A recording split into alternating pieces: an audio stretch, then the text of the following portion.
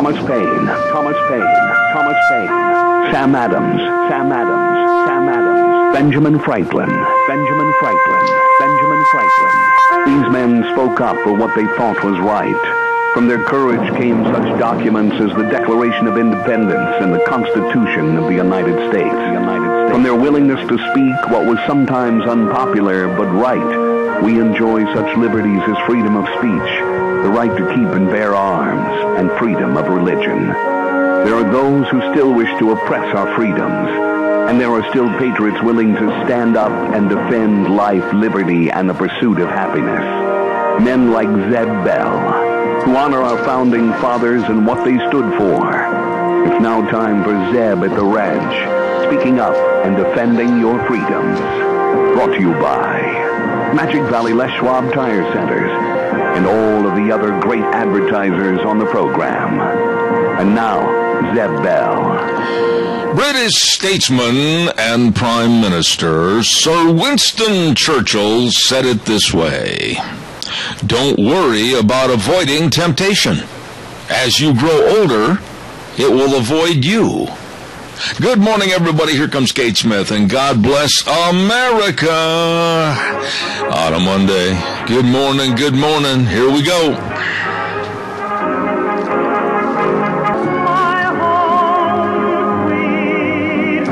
Oh, good morning. Merry Christmas. Oh, I love this time of the year. Merry Christmas. We got the bells going and everything. I'm Zeb Bell. Well, no relation to the first one. And this is Zeb at the Ranch, and our major sponsor, your Magic Valley Les Schwab Tire Centers, all 7 locations serving you, along with some of our great advertisers, including Lee's Furniture, Floors, and More at 459 Overland and Burley, and our friends at Western Waste Services, always at your disposal. Get on the route service today. Get rid of your garbage, 734-6969. And ladies and gentlemen, here she is, dressed up in her red and white furry coat, representing one of Santa's little elves. Hello, little girl. Good morning, sunshine, and how are you? Well, I guess after yesterday, and we saw the Green Bay Packers take on the New England Patriots and whoop them. I'm tickled. How about them Seahawks? How about those Seahawks? Actually, we did pretty well on Thanksgiving. That was a great game. You know, it was. There are 2 or 3 teams that I think have really some power right now. And I'm going to have to lean towards Green Bay right now. They are rolling. I mean, even their defense, which was ranked one of the lowest in the league, is starting to play extremely hard. And actually, in all honesty, the score yesterday could have been at least another 17 points higher. Green Bay muffed some 26-21. But it could have easily been 40-21 because Green Bay muffed at least 2 or 3 opportunities for touchdowns in the red zone that they just absolutely blew. Wow. See, I was watching, the last game I was watching was Denver, Kansas City. Oh. And Denver was winning the last time I checked, but then we all went to bed, and so I didn't get the final score on I did too, but let me just tell you, Denver won. Oh, my son would be happy. Yeah. And it was cold. It was cold. It was cold. It was the first time I heard Al Michaels and Chris Collinsworth really sit up there and complain in a booth. I'm sure that they have a heater up there. They do have small heaters, but, you know, I've been in a lot of those NFL stadiums, and I've been in their stands where they are, and, you know, the wind, if it's kind of circulating like it was last night, I mean, you can't see through the glass, so you open the glass up, okay? Because you get so much, at night games, you get too much of a reflection, you can't see anything. And you can understand that. You're looking at the glass, and all you see is yourself. And they open them up, and it gets cold. Well, maybe they should have wore their red long handles. Yes, thank you. with the trap door up. yes, thank you. Hey, we've got to get the Pledge of Allegiance on. Who's going to do it? Yes. We've got Al on for the pledge and Mr. Michael Rogers on for the weather. All right, Al, go ahead, please. I'm running late. Good morning. Yep, you always are. Okay. I pledge allegiance to the flag, the United States of America, and to the republic for which it stands, one nation, under God, indivisible, with liberty and justice for all. Excellent, my friend. Thank you so much for your call. Have a good one. God bless you. Thank you. All right. Hey, it's time for the weather. Michael's waiting, and it's brought to you by Cheney Flooring and Home Design, 1228 Oakley Avenue in Burley. Look for the blue door. Carpet and flooring, kitchen construction, all the home decor. They've got all your Christmas decorations. Get in there. It's Christmas.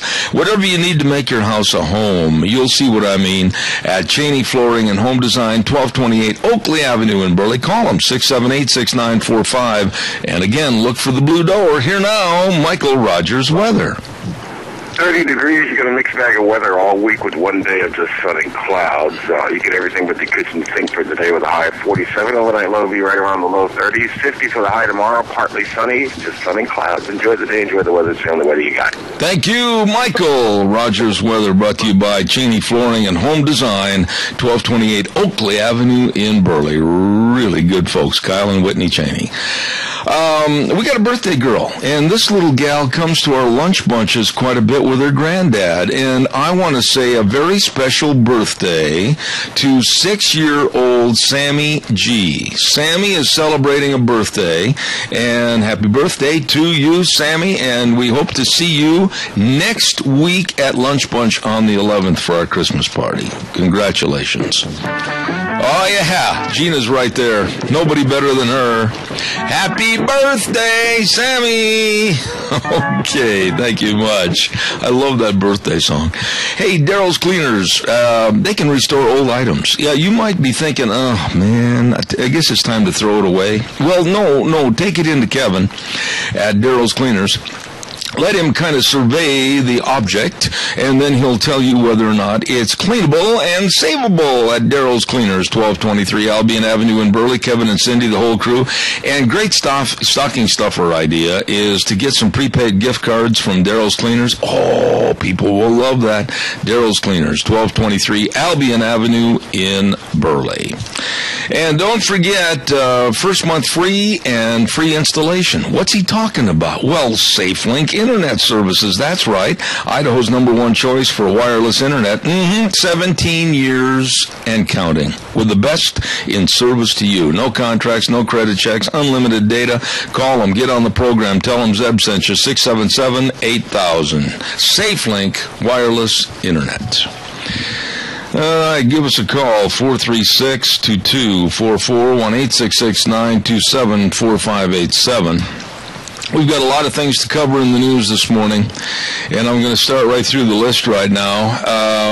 Gas prices. This is really irritating to me. Gas prices are substantially lower, but we are not anywhere where we should be on the scale of per barrel price. Now, the feds, they're looking at this, and boy, they're ready to jump on it like a cat to a plate of milk and really ram through a higher gas tax. They were waiting. The federal government was waiting to see if gas prices were going to go down so that now they can nail the American public with a higher gas tax for the infrastructure and nail us on a per gallon tax price. Oh, yeah, they want to come after us and they want more money. But here's the deal. I want to ask you this question. I am not opposed to a federal gas tax increase if, underline the word if, and put a highlighter of bright red or yellow on it, if the feds absolutely use the money for the infrastructure and not take it and send it here, send it there, send for a guppy report research at some stupid, frivolous Eastern college. The money stays with infrastructure. And I would much rather, and I'm going to talk to Fred Wood tomorrow, I would much rather the money the money derived by the states stays with the states and earmarked by the states for infrastructure, and it must stay that way. If you're going to collect a gas tax, then that money stays for infrastructure within the state. Nobody's going to mess with it like they have Social Security or anything else. That I would be in favor of, to help make sure our bridges and roads are safe and upgraded. But not if the federal government handles it. Not if the Obama administration touches it. Not if the likes of Dick Durbin and the rest of them touch it. No way. Calls are welcome, 436-2244, 1-866-927-4587. I want to remind you, our dear friend Gary Shoresman. Gary Shoresman is one of the most fantastic historical writers, and he's got books that are absolutely great for the history buff. These are keepsakes for generations. Books like Arid Acres, 3rd edition, A History of Kaimana, Minidoka Homesteaders, The Way We Were, Progressive Paul, Idaho, and many, many others. All of these books can be purchased at the bookstore on the square and Minidoka County Museum. They would make fantastic Christmas presents. Gary Shoresman is gifted, and you will be gifted to get these books for somebody as a keepsake and a great history present. Gary Shoresman and his fantastic books at the bookstore on the square in Rupert and Minidoka County Museum. Don't pass these up right now for Christmas. Absolutely excellent idea. Caller, good morning. You're on the air. Good morning, Zeb. Hi, Doug. Talking about that gas tax this summer when they resurfaced the road between Hayburn and Rupert. Then they come in and painted the stripes on it, and a week later they come in and chip sealed it, covered over it. Then they had to repaint the stripes. Yeah, I know. It happened over here, too. That is mismanagement right there. That is incompetence. I mean, my gosh, if they can't manage the money they have, why in the hell should we give them more money? Well, wait a minute, though, Doug. And believe me, you're talking to a guy that does not want to see any higher gas prices, because I travel and drive more than most, okay? You will know that. Yep. But I know that we have an infrastructure that's falling apart. I know that we need to upgrade the roads. I know that we have bridges that are at best shaky in some instances, and I know that we need money for it. But I am not at all going to stand up for a federal gas tax that's going to give a divisible sum of money that might, like I said a moment ago, I wasn't joking, that might study hamsters on a treadmill. That's the idiocy of the federal government, and I don't want it to go that way. And I agree with you 100% on that. Personally, before they go for any more tax, I mean, they've got enough money now if they just would manage it correctly.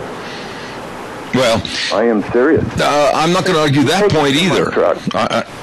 Go ahead. You take a semi-truck going down the road. I used to be an owner-operator. And when you put 200 gallon of fuel in the truck, you're paying 25 cents a gallon to the state. Yeah. So that's $50.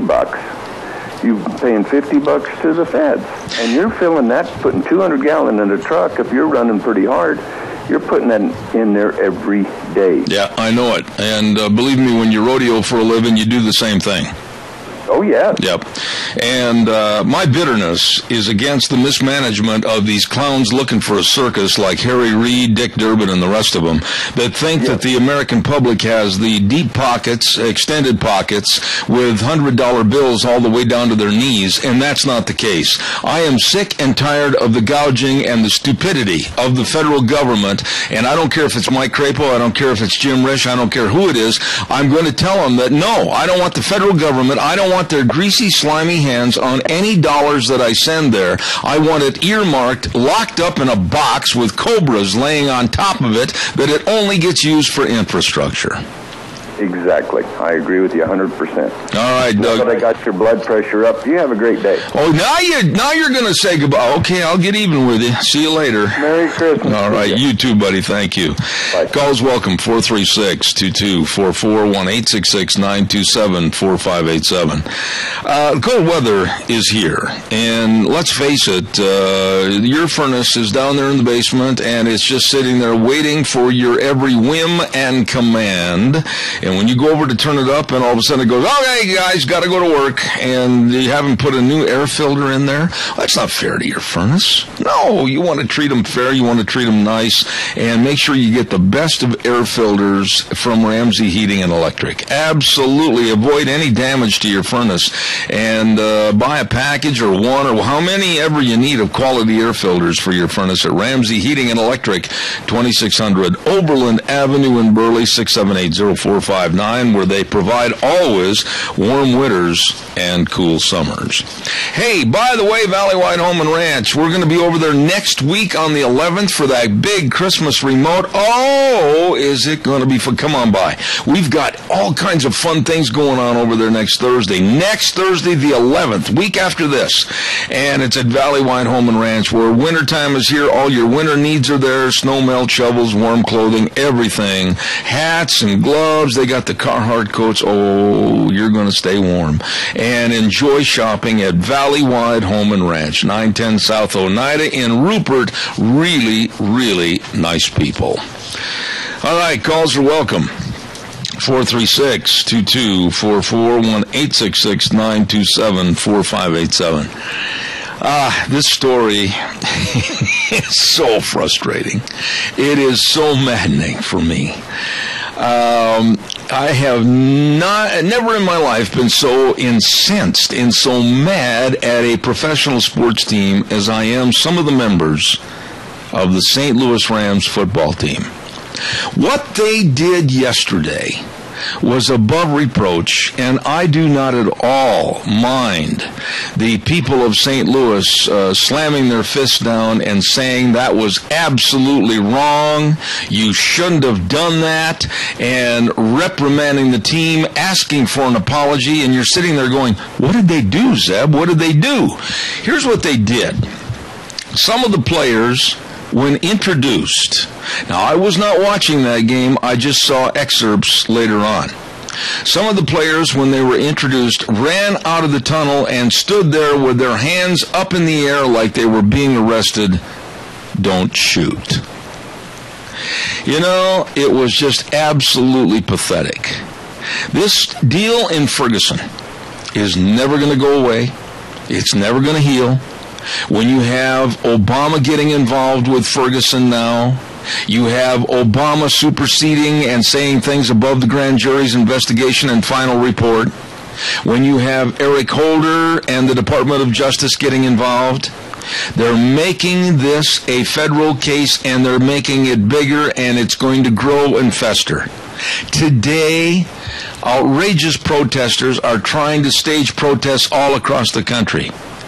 I am so afraid, and I mean this, that some of these nincompoops, some of these absolutely brainless twits, somebody's going to get hurt, somebody's going to get killed.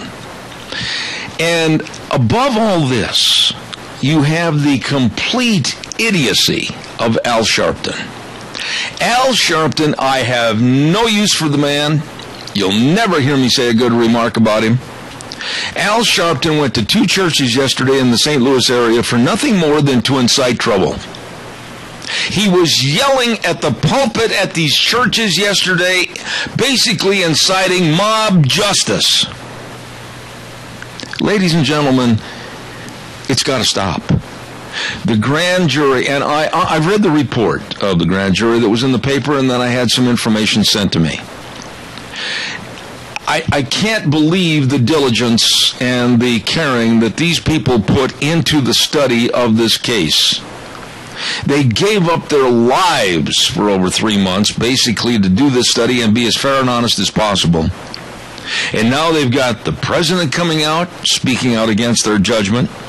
We've got Eric Holder, we've got Al Sharpton, we've got masses of people that want to burn and loot and kill. And the prime target is Officer Wilson. Where's he going to go? What's he going to do with his wife and his family? What's going to happen to him? Calls are welcome, 436-2244, 1-866-927-4587.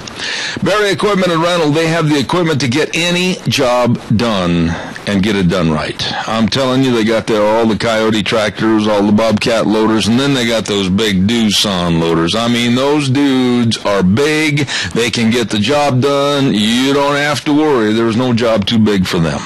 Well, Barry Equipment and Rental has everything you need, and they've got the great people there to show you how to use it, how to make it work for you, and get the job done right. Barry Equipment and Rental. Eli, Nick, and the whole crew. Addison Avenue West in Twin Falls, South Lincoln and Jerome, and 159 West Highway 30 in Burley. Stop in today. Barry Equipment and Rental, absolutely the best. Also, real quick before we take this next call, I want to remind you about our dear friends, and that's at Denny's Restaurant. Hey, we've got something coming up for Denny's on Thursday. You don't want to miss it. It's the Denny's Question of the Week, and you might win a Grand Slam breakfast that you can build your own breakfast. So be tuning in on Thursdays. Don't miss that. Don't forget Denny's Restaurant, 611 Overland and Burley, and a new location right there on Pole Line Road in Twin Falls. It's the home of Zeb's Lunch Bunch. And next Thursday, the 11th, we're going to be over there at 11:30 on the 11th of December. Put that on your calendar and enjoy our Christmas party. Yes, it's going to be fun at Denny's Restaurant. Great food, breakfast, lunch, or dinner. Super people, great service at Denny's Restaurant in Burley, the home of Zeb's Lunch Bunch. Caller, good morning. You're on the air. Good morning, Zeb. Hey, I was wondering if I could bring up a little something about the stores and their political correctness. Just don't mention any names and make it short and sweet because I've got a break coming up in 2 minutes. Go ahead. Okay, well, I was just thinking, I was wondering if you think it'd be a good idea to find out which stores are saying Merry Christmas and which are only saying Happy Holidays or something like that. And point out which ones are doing it right and which ones aren't. Well, here's the deal, and I absolutely agree with you that when I go into a store and they say nothing or they say Happy Holidays or whatever, I'll turn around and I specifically say Merry Christmas. I believe that with an act of kindness and a big smile, you can just look at the girl behind the counter, the checkout stand, or whomever's waiting on you, and you can get more done with a smile and say, you know what, I prefer to say what it really is, Merry Christmas, and watch them squirm. Sort of the old, you catch more flies with honey than with vinegar thing. I think you will, my friend. I think you will. God bless you for your call. Try it and see what happens. Let me know, okay? Okay, all will right. do. Thank you, sir. Appreciate that. Merry Christmas. And the very same to you. I love this Christmas season. Hey, by the way, Bama, today is a big day. Why? What's the day today?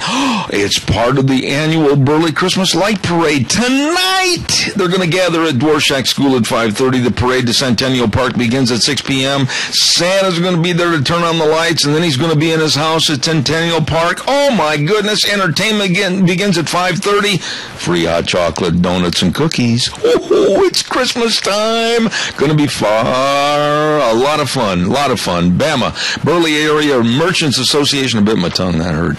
And it's going to be tonight with the big Centennial Park Parade Christmas tradition at 6 p.m. Don't miss it. These are wonderful people telling you to shop locally and save money. Okay. Really good folks at Bama. It's time for the Capital Press Ag Minute, and it's brought to you by some really, really nice people, and that's Pacific Steel and Recycling at 320 West Main in Burley, 678-2321. And they're going to give you some increased bonuses if you help them help the homeless children in the area. New or gently used coats, clothes, blankets, or toys for children ages 1 to 5, and Pacific Steel will provide $10 more per ton for scrap iron and a 5-cent bonus on aluminum. Please stop in. Help them, if you would, please, at Pacific Steel and Recycling, 320 West Main in Burley. Here now, the Capital Press Ag Minute. Today's Ag Minute brought to you by the Capital Press, the West Ag Weekly. A cattle market analyst predicts the U.S. beef supply could reach its tightest point in decades next year. However, Kevin Good, senior analyst with Cattle Facts, said pork and poultry producers will also be ramping up production to take advantage of greater profit margins, which should increase the overall supply of animal protein. He anticipates pork and poultry production will both be up about 5% next year. Years of declining herds and lower feed costs following consecutive moist seasons have finally contributed to strong profits. As beef producers seek to increase production to capture higher prices, they must save more heifers to build up their herds. further tightening supply in the short term. For the Capital Press Ag Minute, this is Brandon Tenner. For more agriculture news and information, turn to the West's Ag Weekly, the Capital Press, and capitalpress.com. Thank you very much. Brought to you by Pacific Steel and Recycling. Wonderful folks for your scrap iron, your aluminum. 320 West Main in Burley, 678-2321. Don't forget to stop in and see them today. Really good folks. Glad to have them back on the air. There's somebody else I'm glad to have back on the air, and that's Rudder Showcase. Hello, Guy. Hello, crew at 2611 Overland in Burley. And boy, coming up this next Friday and Saturday, they're having a Super Friday and Saturday sale. You better check this out. You can get in there and pull a candy cane off their tree and get an additional discount of $20 to a $100 purchase. Whoa! You better check that out today. That's right. Anything over $399, you can get a discount of $20 to $100 with a purchase of over $399.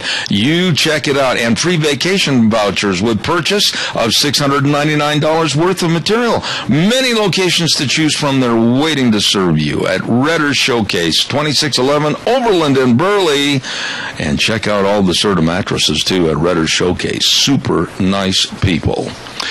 All right, give us a call, 436-2244, 1-866-927-4587. What do you think about this deal in Ferguson? Honestly, I think that we're going to see a lot more problems. I think we're going to have a lot of problems in the cities, the inner cities. I think we're going to have possibly a blow-up of like what happened in Watts, California. But when you have the likes of Al Sharpton going to churches, houses of God, houses of religious atmosphere, love your neighbor, and he's sitting there and inciting mob justice? Pitiful. Absolutely pitiful. Give me a call, 436-2244, 1-866-927-4587. Something else that really has bugged me in the last couple of days have been some of the low-classed cartoons that have been drawn regarding Ferguson and what happened with the death of that 18-year-old. And let's not forget that the 18-year-old punk and felon was in the process of walking away from a crime. Let's not forget that. And let's not easily point our finger at Officer Wilson and say, we're going to get you. We believe that the grand jury was wrong. We're going to get you and punish you. The grand jury's study said that this man was under attack by this 6'3", 300-pound plus punk and thug. And very unfortunately, the young man was shot and killed. But let's not forget that he was a criminal. There was a cartoon in yesterday's Times News that I thought was one of the lowest class cartoons. Again, drawn by Mike Lukovic out of Chicago, and also featured, I think, almost every day with the Atlanta Constitution, that I thought was the worst cartoon I've ever seen. If you didn't see it, you should look it up in the paper. There is a drawing of a dead body laying on the ground with an overweight police officer kind of dressed like Barney Fife. And the bubble of speech above the patrolman says, "The unarmed black teen seemed so menacing, I had no choice."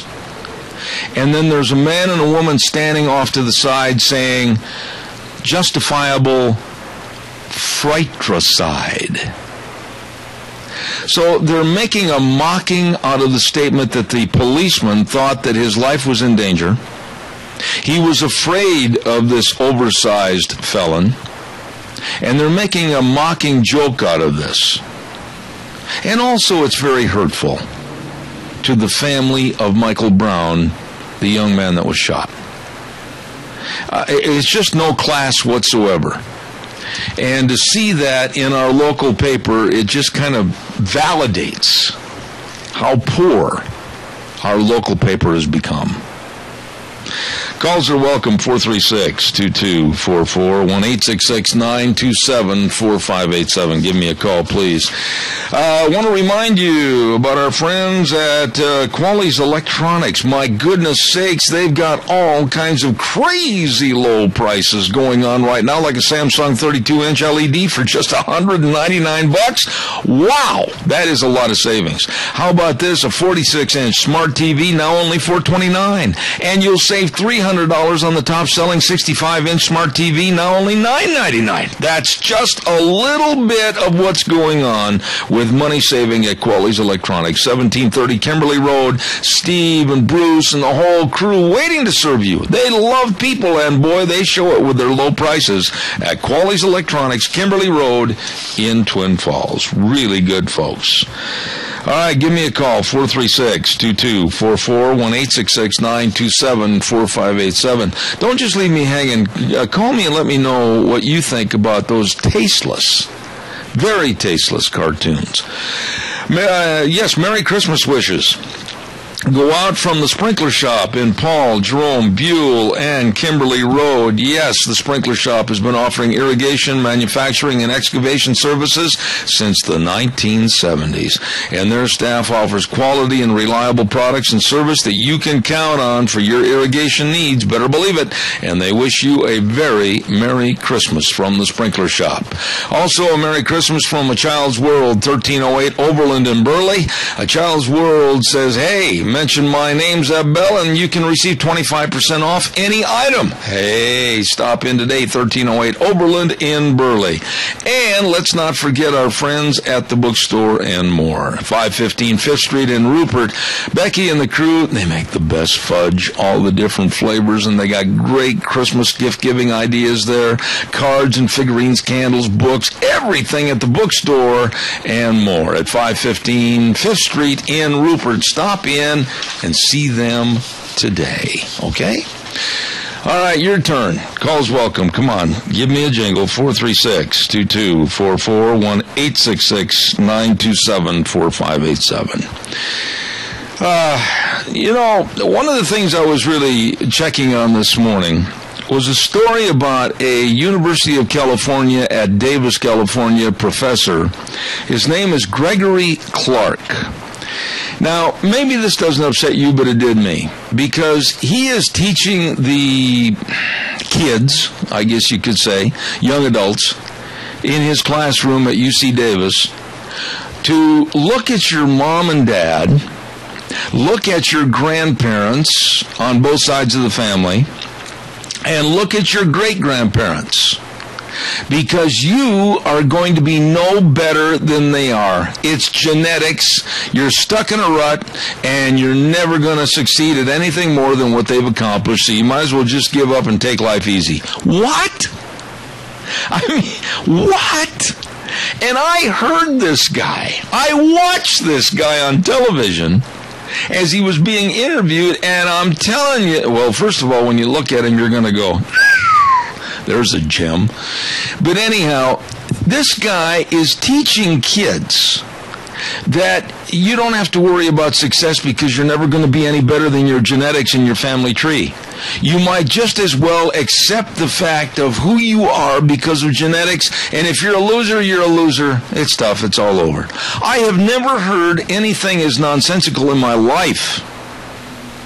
When you look at the almost endless list of self-made success stories in America, billionaires that maybe came from most impoverished families, maybe came from some of the most broken families, maybe came from no families whatsoever, and they stuck their chin out and they said, I'm going to be successful. I'm going to do this. I'm going to pursue my dreams. And they tried harder, and they were successful. What in the world? That teacher should be thrown in a broom closet, and they should throw away the key. You don't want to de-incentivize kids of any age. You want to try to push them to their limits and say the sky is the limit. The stars. Shoot for the moon. Do everything you can. Now, okay, do I know what I'm talking about? Yeah, I do. My great-grandfather came over from Germany and was an immigrant farmer. His son, my grandfather, was a farmer and then retired from the farm and became a factory worker. My father, and I am not at all anything but proud of my heritage and my family lineage. My father became a factory worker and worked very hard to provide all the amenities that we ever needed when we were growing up. I mean, he did double time, and because of some of the physical problems my sister and I had, he really put forth an effort, as did my mother. But I was never a factory worker. I started in high school working for a supply house of agricultural commodities. We boxed them, we shipped them, and everything else. I started doing that when I was 15 and a half years old. I've done everything in my life, a lot of odd jobs just to get going and further my education into some field of endeavor that I really absolutely loved, and that is broadcasting and communications. And I have done very well. As a matter of fact, I know a lot of you will take it as boasting. I have set records in my industry that no one else is even close to. No one. Anywhere in the world. And to tell kids that, oh, you're never going to be any better or grow any bigger than your genetics, pitiful. Absolutely pitiful and disgusting. Caller, good morning. You're on the air. Yeah, good morning. It's really sad that our country is falling for the Saul Alinsky model and the rules for radicals. You just look at the Ferguson situation, and poor Officer Wilson now, he resigned, and of course the black mayor is not going to give him any kind of severance with all that he's gone through and so forth. It's just unbelievable. But, they exploit black versus white, and then they demonize anybody that opposes the agenda that they have, and of course then they just flat lie about it. Well, this is what they're doing now. They're just lying about what actually happened. They're not reporting what the grand jury really found out. They're just saying that they shot this guy, and the Rams. I lost all respect for the Rams last night when the black players came out with their hands up. I hope they lose every game the rest of the season. I hope that they absolutely suffer from this. I think that they have played a race card and they've played a human misery card in professional sports that never should have been touched, and it was pathetic. Well, it is pathetic, and of course, like I say, the mother has a rap sheet. 72% of the black children don't have a father. The school systems that in that area are just absolutely the worst. And so you look at the whole system, but it's the rules for revolution, and it's creating anarchy. Anarchy leads to dictatorship because the government has to come in and impose sanctions, take away the freedoms of the rest of us that are law-abiding. I know. In order to quell the anarchy. And that's where this thing is far from being over, and we're only hearing the tip of the iceberg of what's going on around the country. Respond to me quickly with a short answer on this, because I've got to get a Michael Rogers weather in here, but respond to what I was just saying a little bit ago. And it all ties in together. We are living in such an absolutely liberal, unconscious thought of progress world with the professor at UC Davis, that Gregory Clark, saying, hey, just look at your genetics, that's all the better you're going to be, don't worry about it. Yeah, and that's, it's all my, and I agree, it's a matter of a four-letter word called work. Yep. You got to work at it. I grew up to my today's standard, in poverty. But, we were very poor. Yep. Santa Claus hardly had a chance to come to our place. But I can guarantee you, we worked hard, and we succeeded because we did work hard and put what talents we did have to the fullest. Worked hard to earn an education, and so forth. And my children have done the same thing. Got to run. I got to run. I'll leave it at that. But I just absolutely find it criminal. The Salivate model is what we've got to stop. Okay? I agree. Thank you. Totally agree, Adrian. Thank you. Anytime you look at a child, I don't care if they're in first grade or if they're freshmen or sophomores in college, and you tell them, listen, hey, this is as good as it's going to get. Sorry, look at your genetics. You're never going to be successful. How disgusting, and that teacher should be just driven out of town and dropped off in the desert. Caller, I've got to get the weather in there. Stand by, please. I promise I'll hurry. Weather this hour is brought to you by Mad River Laser, and Nicole can make all those custom-made wood Christmas ornaments. They're beautiful. Also, the wooden Christmas cards and business cards, I should say. They're wonderful. I use them, as a matter of fact, and engraving on mugs and T-shirts and hoodies and ornaments, everything wonderful. You're going to love this business, and she does a fantastic job. Mad River Laser, 502 East Street in Rupert. Here now, Michael Rogers weather. Good morning, everyone. Michael Rogers is up at the ranch. You've got it's not really interesting. You have it all the time. But when you get a mixture of slight chance of rain, slight chance of snow, and then you look at your daytime highs are above freezing, you kind of going like, whoa, busy weather day. Well, that's what you got for today. And you're going to come out of it tonight and have partly sunny conditions for tomorrow, and temperatures are going to be around low 50s. So for today, slight chance of everything, even the kitchen sink. You can throw that one in there too. Rain and snow, 47 for the high. Overnight lows will be right around just below freezing. And for tomorrow, partly sunny, 50. Enjoy the day. Enjoy the weather. It's the only weather you got. Thank you very much, Michael. And, of course, Mad River Laser with Nicole. They are wonderful people that can make almost anything. And the wooden Christmas ornaments are fantastic. The wooden business cards and all the engraving, you're going to love it. Mad River Laser, 502 East Street in Rupert. Also, just down the street a little ways, Sophie's Chatterbox, 530 East Street on the Square. Oh, what a great place to eat breakfast, lunch, or supper. Monday through Friday, 6 a.m. to 6 p.m., Saturdays and Sundays, 6 to 2. And what a bakery. Wedding cakes, cookie bars, homemade bread, delicious cinnamon rolls. You ought to see the scones they make over there. Wow. Sophie's Chatterbox, 530 East Street on the Square in Rupert. Sorry to keep you waiting, caller. Good morning. These players for the Rams, they are hardly oppressed. They may have brought themselves out of, situations that may not have been ideal. And here they are, going against the very system that has blessed them. But this is typical of this type of thing. The hypocrisy is so blatant. And you say to yourself, I don't know what you call these people. Calling them hypocrites isn't enough. What are these guys worth?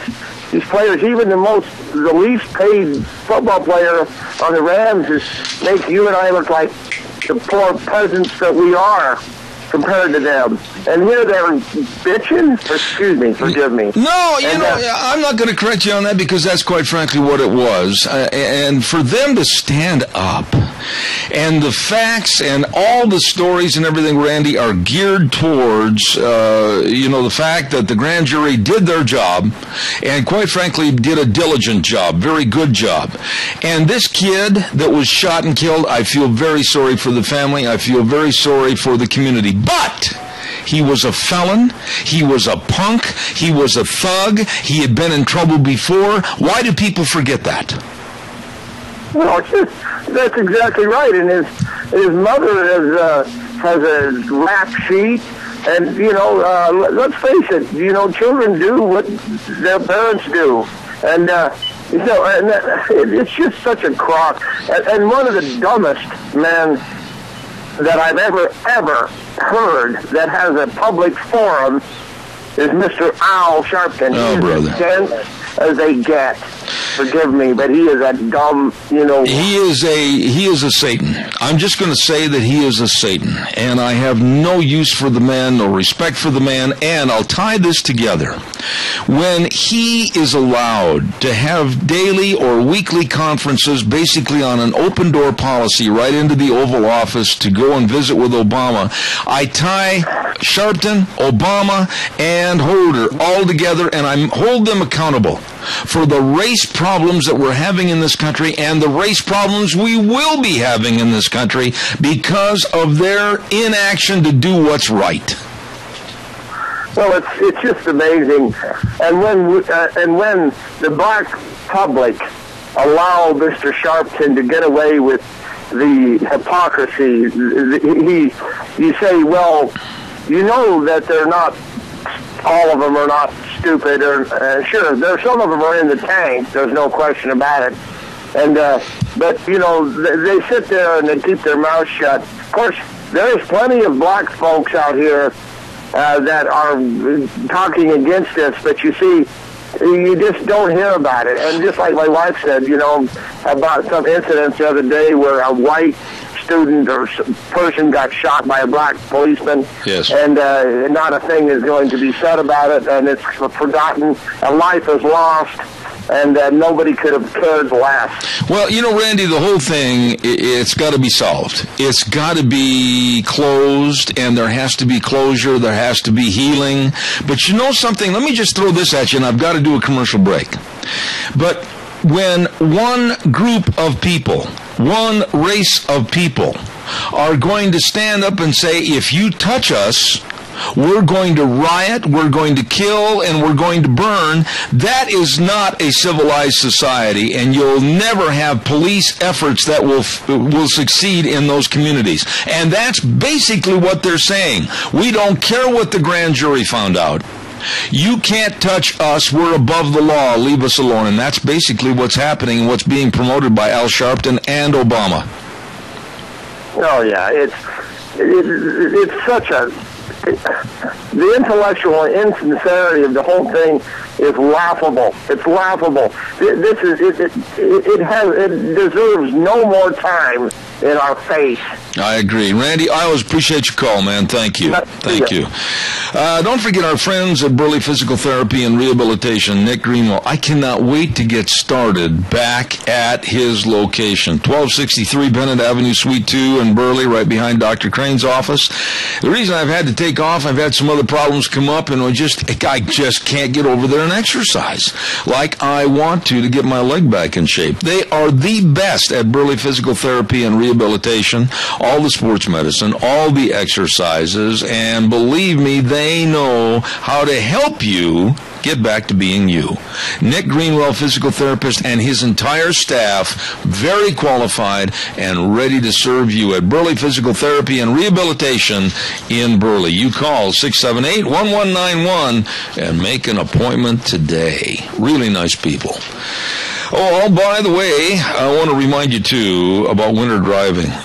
You say, I don't want to drive on all that snow and ice. Well, I don't blame you, but you'll feel much more secure if you'll stop into your Magic Valley Les Schwab Tire Centers and check out all the traction tires, check out all the tires pinned for studs, check out the tire chains, and also, while you're there, make sure that you've got a battery that's going to get the job done of starting your vehicle on those cold winter mornings. And they've got great batteries too. I'm telling you, all their services for safe driving this winter with Lane and Rupert, Dave on Blue Lakes and Twin, Mike and Buell, Mike and Jerome, the Twist family in Paul, John on Poline and Twin Falls, and my buddy Randy on Overland and Burley. The best. Your Magic Valley Les Schwab Tire Centers. Good morning, caller. You're on the air. Good morning again. Yes, sir. Yes, sir. I've been watching that stuff back in Ferguson and all that stuff, and then I didn't see that with St. Louis yesterday, but I got less respect for them from what they done. Yep. Anyway, put that aside, but what I'm thinking about is I've been watching these referees, and these white referees are mollycoddling them guys when they flagrantly go for the head. They just, oh, that's okay. It's 15-yard penalty and forget it. The rule says if you go for the head, you're disqualified. There were 3 instances in 3 games yesterday where there were head tackles and they should have been thrown out of the game. Right. Now, I'll recall here just about a week or so ago, 2 weeks ago, there was a black referee. He's a big, tall guy, big, husky guy. One of the little colored boys took a headshot to a player. That referee went over, grabbed him by the shoulder, put him off the field, and told the coach and pointed to the locker room, he's out of here. Now, why don't the white guys do that? There is, I don't want to get into the disparity on racism in sports, but Al, we're seeing it more every day. Some people don't have the guts to talk about it. I do. There are gripes and complaints. Oh, there's not enough black coaches in the NBA. There's not enough black managers in baseball. There's not enough black coaches in football. Al, the sport right now, the division of numbers, black versus white on the players' roster is like 85% black. What more do they want to keep shooting for? I don't. I never thought I'd ever see this when I said goodbye to Sammy when we separated there at Bryan Air Force Base in 1957. He went to Montana and I went to Arizona. And we were pretty good friends, and he was a colored kid from Oakland, California. Real fast, Al, I got to run. I never thought we'd ever see this day to where the United States is being torn apart by people in that White House that has no business being there. And, Crapo, I'm asking you right now, for hell's sakes, when you get a chance, put a stop to this crap of this woman coming in as Attorney General. We don't need her kind either. I got to run, Al. Thank you so much. Right, I just want to say there's no place for racism in our society, and they're playing the race card. Don't call me and yell at me. They're playing the race card. The Obamas, the Holders, and the Al Sharptons. And it's got to stop. It has got to stop. Don't forget, tonight is the big night, the annual Burley Christmas Light Parade. Oh, my goodness. Entries for this great parade are going to gather at Dworshak School at 5:30. Parade to Centennial Park begins at 6 p.m. Santa's going to be there to turn on the lights, and then he's going to stay in his house right there in Centennial Park. And the entertainment begins at 5:30. Free hot chocolate and donuts and cookies. Bama, Burley Area Merchants Association saying shop locally and save money and support the annual Burley Christmas Light Parade starting tonight. Going to be a lot of fun. I'll be back in 6. We got a rock and roll here this morning. Good morning. Put a smile on your face. By golly, it's a cloudy day out there today. Zebeth Ranch, and I'm Zeb Bell, brought to you by our major sponsor, your Magic Valley Les Schwab Tire Centers, all 7 locations serving you, along with some of our great advertisers, and they are Lee's Furniture, Floors, and More at 459 Overland and Burley, and our friends at Western Waste Services. From the canyons of the Snake River and all across southern Idaho, we're always at your disposal. Western Waste Services, we care about our community, our resources, and this great land. Western Waste Services is lending a hand, always at your disposal. Western Waste Services. Hey, once again, I want to remind you, Western Waste Services always at your disposal. Don't forget to check out the dumpsters in various sizes. Fill them up and they'll come get them. You better believe it. And get on the route service, too. So handy. Your garbage is gone. It's out of there. Call them at 734-6969. Western Waste Services, always at your disposal. Also, our thank yous go out to our friends with the Burley Area Merchants Association. I stress to you, shop locally and save money and keep the money right here in our own area. And tonight, the big annual Burley Christmas Light Parade. Entries are going to gather at Dworshak School at 5:30. The parade to Centennial Park begins at 6, and Santa's going to be there to turn on the lights. Turn on the lights, Santa! Okay. And then he'll be in his house in Centennial Park. Entertainment begins at 5:30. Free hot chocolate and donuts and cookies. Bama, Burley Area Merchants Association, big Christmas Light Parade tonight. Don't miss it. Come on down. Going to be a lot of fun. Oh, my goodness. Also, before we get Frosty on the program this morning, I want to remind you about my dear friends at Hanson Mortuary. Joel Heward, the manager, and his staff and family, always there to serve you at 710 6th Street in Rupert. And when there is the passing of a loved one, absolutely please give them a call and they can serve you. Help you in a very stressful time with the highest of ethical standards with unquestioned integrity. Hanson Mortuary, 710 6th Street in Rupert. Joel Heward, manager. And the number to call, 436-5636. 436-5636. Let's go to the phone line right now, and my friend, my buddy, here he is, the one, the only Frosty Woldridge, Golden, Colorado. How are you? And good morning, Zeb, and just wishing everyone a happy post-Thanksgiving, and for those who enjoyed tofurkey, I wish you well, too. And also just excited about the coming of Christmas season and really the Christmas celebration and all of the spiritual wellness and joy that brings. So I'm excited, and it's just fun to be with you. And the Broncos won, and so did the Green Bay Packers. Yes. We got good things going this week. Well, we do, but then we've also got an honest appraisal of some of the bad that is happening in this government, some of the terrible that's being pushed on us by the Obama administration. Frosty, there, and I've said this to many, many people when I speak in various locations, there's nobody that understands the illegal alien problem in this country, and that's what it is. I'm not going to mince words, more than you do. You have predicted it for years. Excuse me, it's coming to fruition, and we are seeing the fruits of government mismanagement. California, as a matter of fact, they're going to start extending health benefits to illegal aliens, and we, the American taxpayer, it's going to cost us probably $17 billion more because of offering health care to illegal aliens, Social Security to illegal aliens. What is going on that we got to stop this? We have got to stop this somehow, and I don't know what the answer is. Well, the answer is obviously citizen protest. And again, for everyone listening, each week, Zeb and I bring you the real harsh realities of what we are facing. And I just finished a 10-part series on turning America into a third world refugee camp. And, of course, some of the answers are, of course, joining these websites that then give you the power to collectively empower yourself, because you've got 3 million other Americans that are, working in the same direction to salvage. I'm not saying save anymore. I'm saying salvage our country. CAPSWEB.org, that's capsweb.org out in California, which is nationwide, and of course numbersusa.org and FAIR, FAIRUS.org. There's also another one, carryingcapacity.org, which also shows what we're facing if we add the projected 100 million legal immigrants into this country.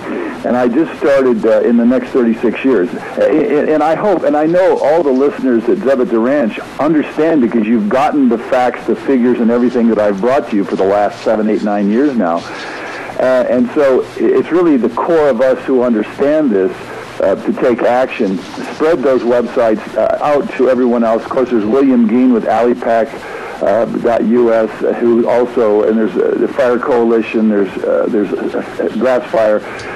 And the key is that your participation is the only thing that's going to salvage our country, because as a matter of fact, Zeb, I have a new series coming out. Go to newswithviews.com tomorrow, and it's a completely new titled series. It's called Endless Immigration into America, Chaotic Worldviews. And if anyone appreciates what a worldview is how you look at the world. And Americans look at the world as the American way of life. We look at the world through the English language. We look at the world with the kind of thinking that's Western thinking. In other words, logic, reason, common sense. We use those aspects in our worldview. And in this series, I'm going to show you how we're going to be injecting, on average, around 100,000 immigrants every 30 days, 1.2 million per year, and they're coming from 140 different countries around the world. There's actually 180 countries they're coming from around the world, but for the most part, 140 countries that have failed their citizens, have failed their economic system, have failed to feed and house their citizens, so they're all fleeing to America. But in the final analysis, that means 140 different countries with all of their citizens fleeing into America creates 140 different worldviews. And of course, as I've said before, we have 172 different languages here in Denver, Colorado. There's over 150 different languages out in California. And so you're seeing the America that you know and you love and the American way of life turn into the chaos of 140 different worldviews by these next 100 million legal immigrants, not to even begin to speak of the illegal immigrants, aliens that are coming into our country. So follow this. In fact, it's on Freedom's Phoenix today, freedomsphoenix.com. The Endless Immigration into America, Chaotic Worldviews. It's part 1.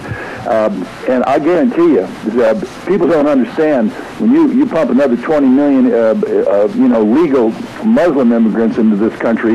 If anybody out there thinks we have any commonality to a Muslim, whether they're a moderate Muslim, a middle Muslim, or a radical Muslim, they're all Muslims, and they have a totally diametrically opposed worldview, and we're going to pay for it with the dismantling of our own country. Frosty, I wished and I would have given anything to have you on a conference call last week when I had Dr. Ilya Solman from George Mason University back on the East Coast, and he got on my program, and some of the information that had been sent to me was false. He had been booked on this program as a person that was going to dispute Obama and immigration. Well, as it turned out, the information sent to me was false, and this man was a proponent of open borders and let anybody in whoever wants to come here. And he and I really got into a verbal slugfest. And when you talk about Medicare and you talk about Social Security, especially Social Security right now, you and I are getting a little long in the tooth, and we've paid into this system ever since we started working as teenagers.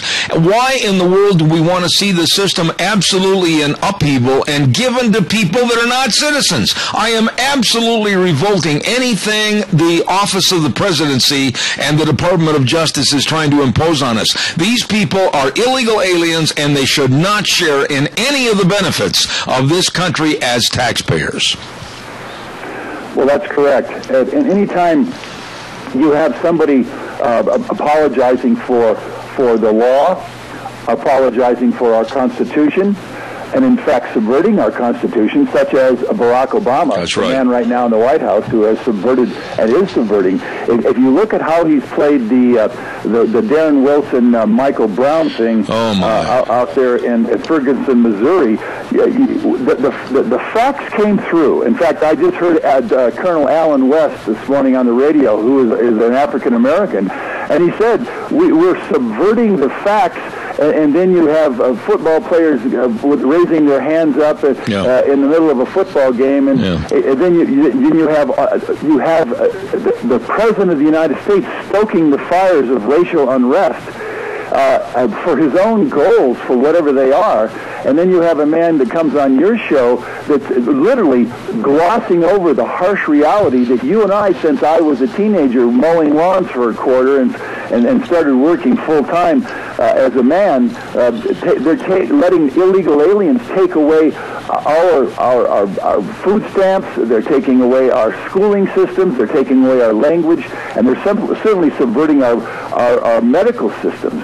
I mean, they're the reason. 40 to 50% of illegal aliens are housed in California jails right now because they're the major amount of people, force in the judicial system. They're causing total havoc.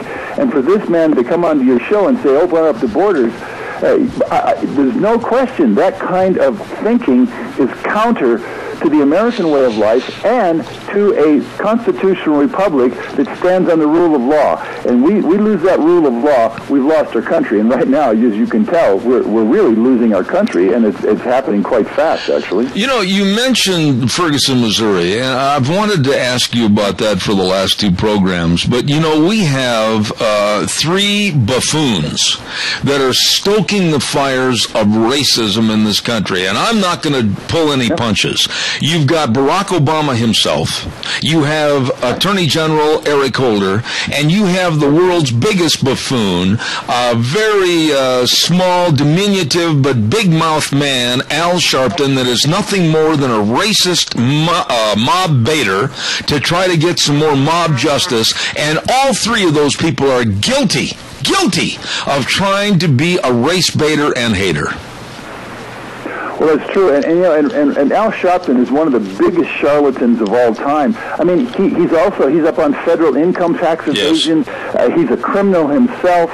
He's such a charlatan. I mean, and yet African Americans just follow this kind of stuff. I mean, and when all is found out, and even Eric Holder, who really race-baited this entire Ferguson, Missouri situation, the fact is a grand jury, this 300-pound, 6'4", 18-year-old thug had just robbed a store. Yes. He almost strangled the owner. That's the facts. He didn't raise his hands. He was charging Wilson, the officer. And here's the Officer Wilson. He's probably not even 5'10", weighs 180 pounds. He sees this thug coming at him who already tried to wrestle his gun, and this all came out in the facts of the grand jury. So it's not like this is all just some kind of hearsay. This is what happened, and this 18-year-old thug who had already had run-ins with the law, had been stealing before that, and so forth, he's charging down on this police officer. A police officer, you do not charge a police officer and expect to have a good thing happen. And this guy had been getting away with so much crime and criminal activity as an 18-year-old thug. He finally ran into the wrong man and the wrong police officer. If this would have happened at some point anyway, and yet the poor officer, his whole life has been changed. Absolutely. And Ferguson's lives have been changed. And then the president and Eric Holder are sitting there, and they're going to take it further. It is maddening how Barack Obama has literally usurped the American Constitution and the law, and he has become a president that's not of the people and for the people. He's a man unto himself, and it is very frustrating on so many levels because he is essentially he's a lawless president. Ditto. Caller, good morning. You're on the air. Go ahead, please, quickly. Yes, good morning, Frosty. I'd like you to comment how this all fits into the Saul Alinsky model of exploitation, and demonization and deception, and also what currently is happening as far as people taking a stand against stopping this illegal immigration executive amnesty thing. I'd like you to comment on that. All right, thank you, caller. Go ahead, Frosty, please. Very good question on the Saul Alinsky. Of course, that is the bedrock foundational playbook for destroying our republic. And it's going along very well, to answer you bluntly, because what you see happening to the country today, I don't know if we've ever been this separated as a country. That's right. We're racially separated because of all that's going on caused by Barack Obama. And even Alan West, who's an African-American, said that Barack Obama has been playing this race card, and he's the one that has literally caused Ferguson to occur, because he didn't stand in with a steady hand. He actually stoked the fires of it. And then the only way that we can stop the 12 to 20 million illegal aliens, I mean, I don't know where Barack Obama got this 4.6 million illegals. Everybody and anybody knows that the minimum number is no less than 12 million, and the probable illegal number is around 20 million, and that these people are going to break the system. And so the only possible help is that, and you see it on all my columns when you go to newswithviews.com, it's just, here's what you can do. And the key is, what you can do is be calling your senators and your House reps and your radio stations and create a national outcry to have the Congress which will be in Republican hands by January the 20th, to not fund any amnesty, not fund it. And that's the only way we can stop this lawless president from allowing all of these 15, 10, 20, heaven only knows how many illegal aliens tap into our system and break the system, as well as put all of our minorities, whether they're Hispanic or black minorities or even the white minorities, white poor, taking jobs away from them. That's the only way we're going to be able to do this, is to not fund the amnesty. And that's my two answers to that question. I want to phrase... Saul Alinsky must be absolutely laughing in his grave right now. I want to phrase this next part very carefully. And Frosty, we only have about 4 minutes left. So the situation that I see in America today, and I'm not at all racist, but I'm going to say this right now, and people can just go ahead and point their finger at me if they wish. In the community of Ferguson, with the Al Sharptons and now the involvement of Obama and Eric Holder, they are creating a racial situation to where that particular race of people, if they are arrested, if they are connected to a crime, they are putting the police in such a jeopardized situation that they're almost daring the police to arrest them, because then they will come out and say, racist cops. The cops are in a no-win situation. Well, that's correct. And what will finally end up, and everyone knows it, is the Detroit, Michigan. The same stuff happened in Detroit, Michigan under Coleman Young. He absolutely neutralized the police force, and the crime in Detroit just escalated. And you know, I wrote The Tragedy of Detroit. I still stand by that entire story, which has become quite viral across the planet since 2009 when I wrote it.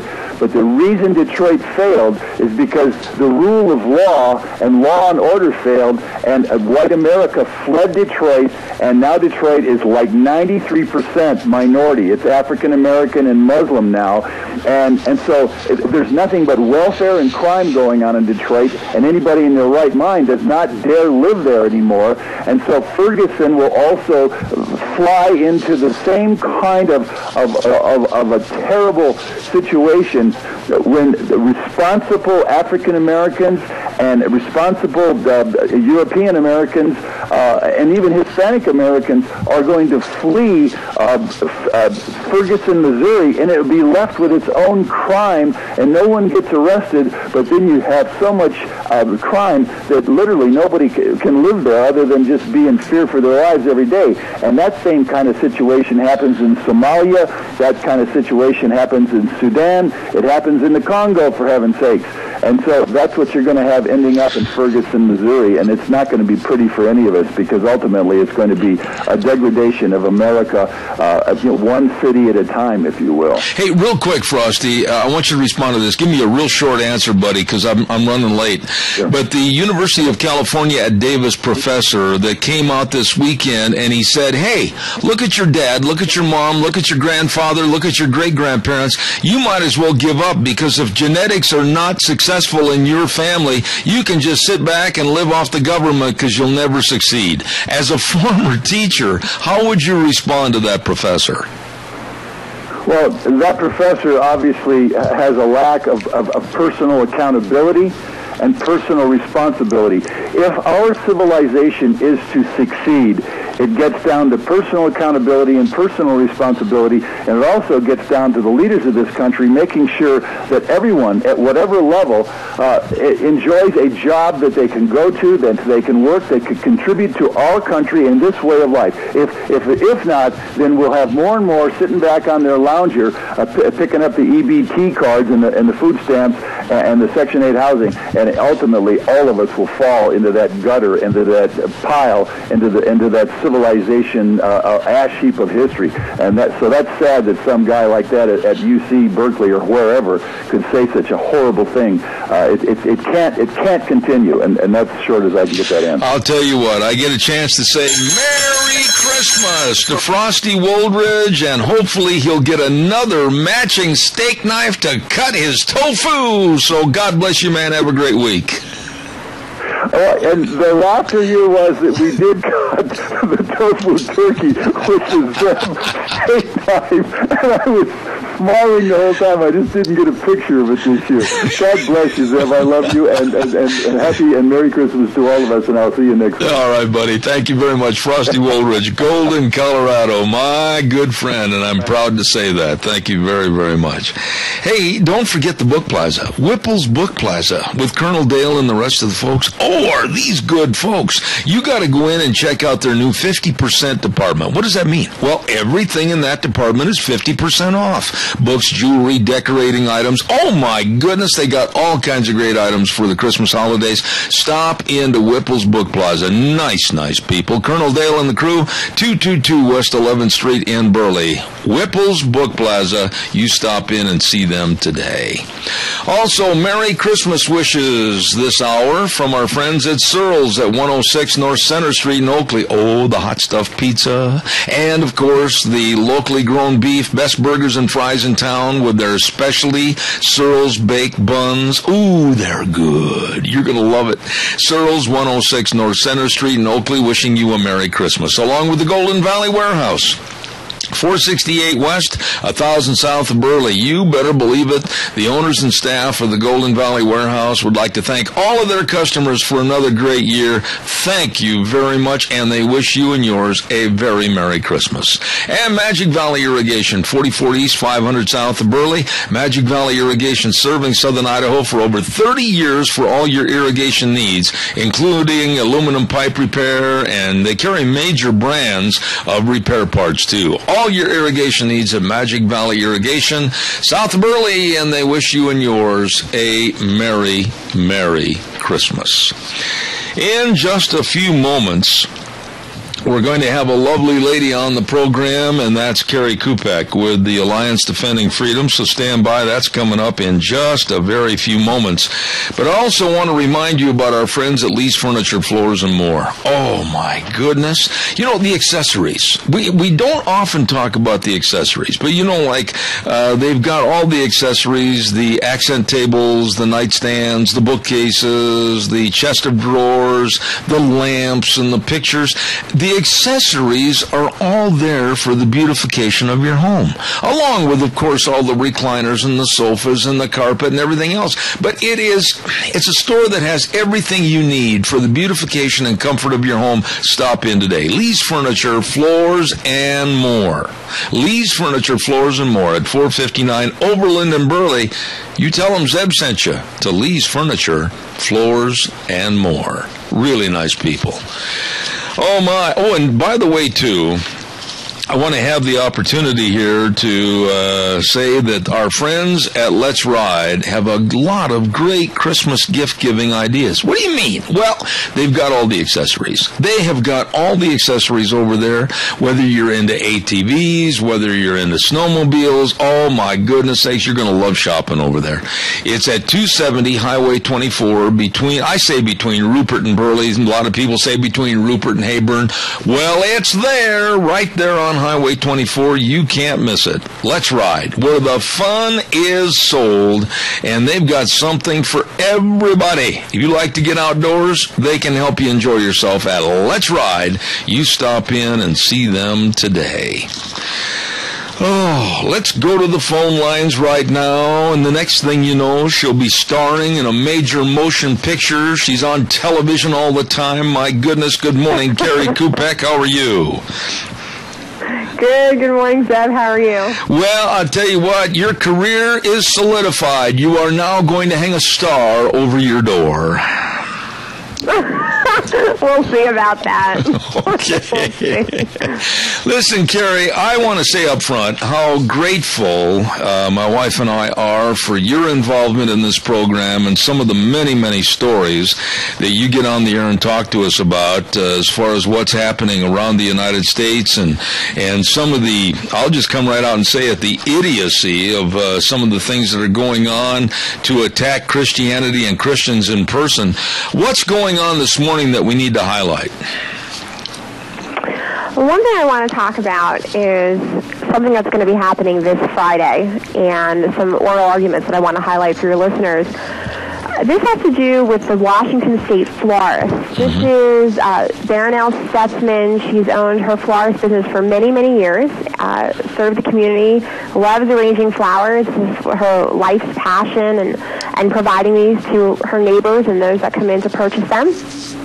And a number of years ago, she developed a relationship with a man named Rob Ingersoll, and they were good friends for about 9 years. And Darnell provided flowers to him for anything really he wanted. This is someone who identified as homosexual, and she provided flowers for him for even flowers for his partner. Well, Rob came in one day and asked Darnell to arrange flowers for his same-sex wedding.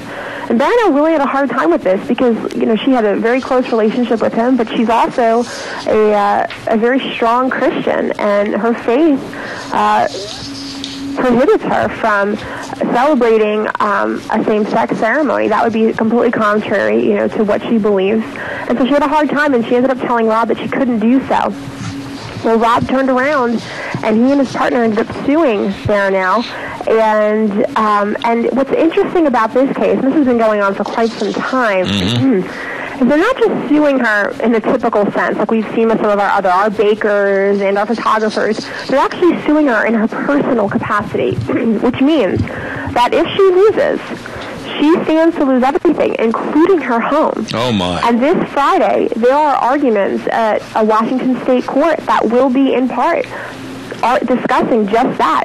Should the suit against her in her personal capacity go forward? And it's quite stunning to me. I see a lot of things here in Alliance Defending Freedom that are upsetting and disturbing, but to me, to go after your friend, an elderly florist who has been nothing but wonderful and good to you, who you love, who you admit you have a great relationship with, and to go after her, that she will lose everything, her home, everything that she has, simply because she would not arrange flowers for a ceremony that her faith just says she cannot participate and celebrate, is just, to me, goes beyond the bounds of what we've seen before. And so this is very important for your listeners to be aware of, and that's happening this Friday. Carrie, there's so many questions that I have, and I'm so glad I have you on as an expert, but many or most businesses have a sign that says, no shirt, no shoes, no service. We reserve the right to refuse service to anyone. That's a disclaimer for their business. Now, isn't that also appropriate if somebody does not adhere to a homosexual lifestyle? Well, it's a little complicated because each state has different rules and laws. In your business, you open yourself up to something called public accommodation laws. And so, but again, we're not talking about denying basic services, which I don't think anyone would have a problem with, regardless of, how you identify or, what religious faith that you belong to. What we're talking about is the government forcing an individual to use their specific talents and their abilities to celebrate and promote a ceremony to send a message with which they disagree. It would be equivalent to the government commanding, say, a Quaker pacifist artist to paint murals depicting war scenes. Yeah. Why would the government want to do that? This is America. In America, all Americans should be free to live and work according to their beliefs. And like I said with Darnell in Washington, it's particularly disturbing that they would go after her in her personal capacity. I mean, she's going to lose her home. She's going to lose everything she has in a time of life. As a senior citizen, to go after her in that way is really quite appalling. The whole story, and I read a lot of the cheat sheet, if you will, that was sent to me, and this, what you touched on just a moment ago, stands out. It's almost like the Gay and Lesbian Alliance are using a lot of outside influence and money to use her as a poster child to go and obliterate her from business as a warning to anybody else that stands in their way. Isn't that what it seems like to you? Yes, I think you've hit something there. And again, the fact that her own friend and even the Washington Attorney General would go after a senior citizen so vigorously that they are, determined for her to lose everything. Her home, everything that she's built, everything that she's worked for her entire life, simply for not providing flowers for one ceremony that she can't due to her religious convictions, participate in.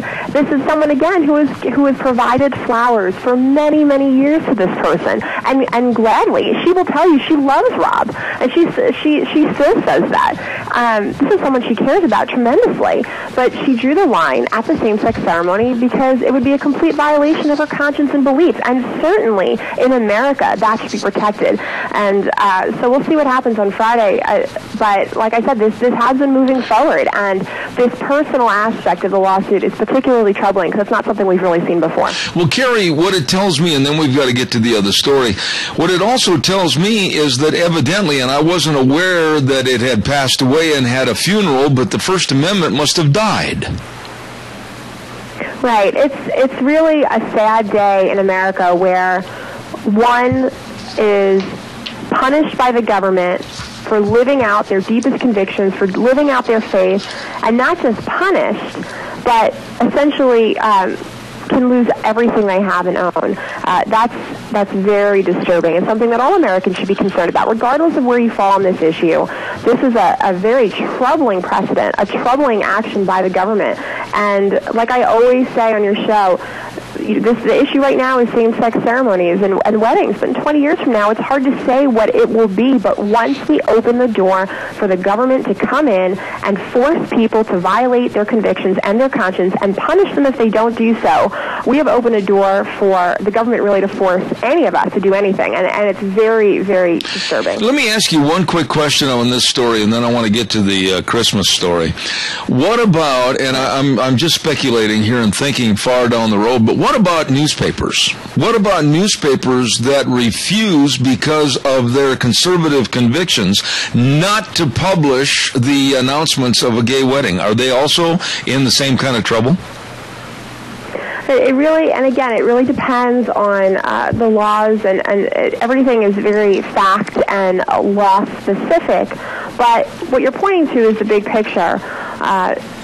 Just because people enter the marketplace doesn't mean they shed their beliefs and their conscience. And the government should be protecting and balancing this in our society, and as far as people being able to live their faith out and live out their convictions, not absolutely suppressing it. When you hear more about this, I would certainly appreciate an email, because I want to lend any and all support to this lady that we can on the radio program, so I'd look forward to anything you could send me. Also, over the months that you've talked to me on this program, I am a big supporter of Christmas. I am a big supporter of, here, I'll even show you. Here you go, Carrie.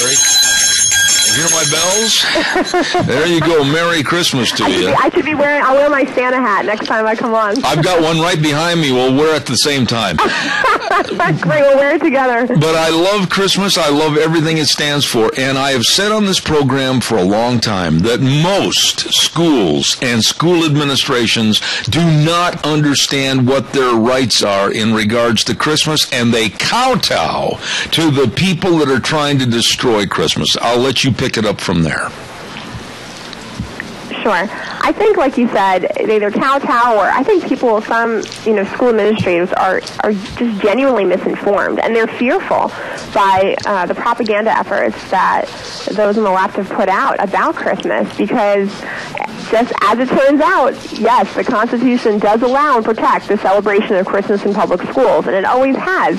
And this hits a number of issues. And for instance, it's constitutional for teachers and students to say Merry Christmas if they want. Mm-hmm. There's a famous Supreme Court case called Tinker that was decided a number of years ago, and it says that students and teachers do not shed their constitutional rights for freedom of speech or expression at the schoolhouse gate. That means they still have that freedom to speak and to express themselves, whether or not they're in the school building or not.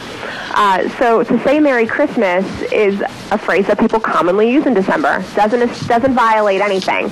Public schools can recognize Christmas. They can display a nativity scene if they're displaying it among other religious symbols. And I think what people forget more often than not, yes, of course Christmas is a religious holiday. However, there is so much culture and educational aspects to it that can be pulled out, that teachers can really take advantage of. This is a holiday that has been celebrated for many, many years across cultures, across languages, across nations, and it's really an interesting opportunity to discuss what it means, to discuss how people celebrate it. It's a great educational opportunity. It's nothing to be scared about. It's something to be celebrated, just like anything else can be celebrated. Anything else can be discussed. And so, Alliance Defending Freedom sent out a memo and a kind of dispelling myth fact sheet to about 13,000 school districts, just explaining that, look, the First Amendment protects Christmas expression, and it lays that out for everyone.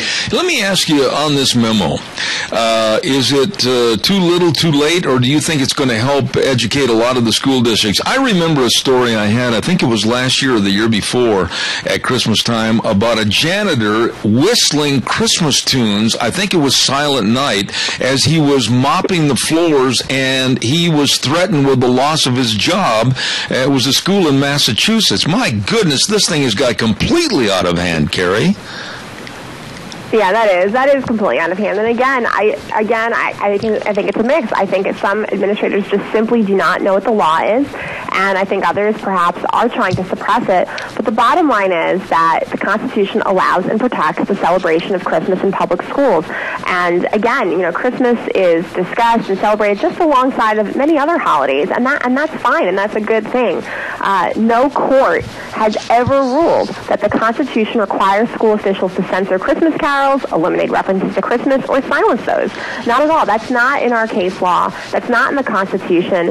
So everyone should kind of be at ease and feel fine to wish each other a Merry Christmas. All I can say is God bless you and the Alliance Defending Freedom. Now, that brings me to the point where if the folks in my audience want to help contribute, or if they want to follow these stories, tell us a little bit about ADF, what they can do and how they can find you. They can go to alliancedefendingfreedom.org, and if they want more information about our cases, or for instance, if they want to take a look at this legal memo or this fact sheet, they can go to adfmedia.org. All right, here we go. I got to ring my bells, and then I've got to see if next week on Monday, Carrie Kupek is going to wear her Santa Claus hat. I'll wear mine. I'm on camera, so you go to zebbell.com and tune in, and I'll have my Santa Claus hat on next Monday, okay? Sounds perfect. Thanks, Carrie. God bless you. Thank you so much. Thanks, Deb. All right, take care. Wonderful lady right there with the Alliance Defending Freedom. You have heard me say on this program that schools and school administrators, okay, I'm not going to pull any punches. I think they're cowardly about Christmas. I'm not saying all of them. Please don't lump everybody together. But I think in general they're cowardly, and they put their tail between their legs and go, oh my goodness, why, we can't have a Christmas carol. Oh my goodness, take that song, Oh Come All Ye Faithful, out of the school Christmas pageant. Well, we can't call it a Christmas pageant. Yes, you can. And in regards to the song, yes, you can. Don't run out the front door screaming the sky is falling by these twits that come in and tell you you can't celebrate Christmas. First of all, there is no such thing as a violation of church and state. No such thing. And if you had any kind of a history teacher and civics teacher in your school, they'd look it up and say, yeah, you're right, there is no such thing like that in the Constitution. Don't run around scared. Stand up and be counted. And tell the bad guys to hit the road, or whatever. Time for the weather. And the weather is brought to you by our friends that we've had on the program many times in the past, and we really have a lot of respect for them. And that's Riverview Urgent Care and Medical Center, located at 382 North Overland in Burley. And they've got a new location we're going to be telling you about more in the next couple of days over in Jerome. These are really good folks. They're open Monday through Saturday, 9 to 9, Sundays 1 to 7. Minor emergency, major care. And their motto is, we will see you today. Absolutely. Riverview Urgent Care and Medical Center. Wonderful people taking care of you and helping you in a time of emergency when, you know what? I mean, hey, you don't know if you can get in here and get in there and take care of your cuts and your abrasions and everything else. They will help at Riverview Urgent Care and Medical Center. Here now, Michael Rogers weather. Morning, everyone. Michael Rogers from Zebra Ranch. You know, you've got a, it's not really interesting. You have it all the time. But when you get a mixture of slight chance of rain, slight chance of snow, and you look at your daytime highs are above freezing, you kind of go like, whoa, busy weather day. Well, that's what you got for today. And you're going to come out of it tonight and have partly sunny conditions for tomorrow, and temperatures are going to be right around the low 50s. So for today, slight chance of everything, even the kitchen sink. You can throw that one in there too. Rain and snow, 47 for the high. Overnight lows will be right around just below freezing. And for tomorrow, partly sunny, 50. Enjoy the day. Enjoy the weather. It's the only weather you got. Attaboy, Michael. Thank you very much. And Kyle and the rest of the crew at Riverview Urgent Care and Medical Center, serving you at 382 North Overland in Burley. They will see you today. Minor emergencies, major care. Bringing you the weather. Thank you. Also, real quick, I want to say thanks to Cameron and Siemens Insurance, Highway 24 in Rupert, 436-4424. Write that number down. Don't lose it. You bet. When you think about life insurance, health insurance, retirement planning, employee benefits, they can and will serve you. They are the professionals, very accessible and devoted to serving you. All you have to do is call and make an appointment. 436-4424. Cameron and Siemens Insurance in Rupert, serving you. Gina, how are you this morning? Busy. In other words, leave me alone. Is that right? Well, I wouldn't exactly say that, but I've got a lot on my plate, yes. Well, take a respite. I was almost not here today. Really? You should have called me and I wouldn't have been here either. Well, no, I mean, it was one of those deals where not here anymore at all. I almost got wiped out yesterday. What happened? I was on my four-wheeler, and I was trying to help get my neighbor's cattle back into and off the road and back down a lane about a mile over towards the lake, okay? Okay. And I do not like, and I don't want anybody out there in the audience to criticize me, I did not have time to go saddle a horse. So I jumped on my four-wheeler with my lovely bride on her four-wheeler. And we got the cattle turned back from the highway. They're our neighbor's cattle. And got them headed in the right direction and sailing along, because I still think that most Black Angus cattle were born without a brain. And going at a high rate of speed through the fields and over the gullies, not to grandmother's house we go. And there in the grass, laying in the grass, deep grass, was a wheel line. Oh, no. Oh, yeah. And yours truly, remember when Evel Knievel took off trying to jump the canyon? Uh-huh. That's almost how it looked with my fat little body being ejected from the four-wheeler yesterday. So you went sailing? No, I managed to hold on. But there was a severe jolt to certain parts of my anatomy that have not healed up and probably won't till January. Oh, Mr. Zeb Bell. You have to be careful when you're flying at a low rate of speed. Well, a couple of things come into play. A, I didn't see the wheel line. B, at that high rate of speed, it wouldn't have made any difference.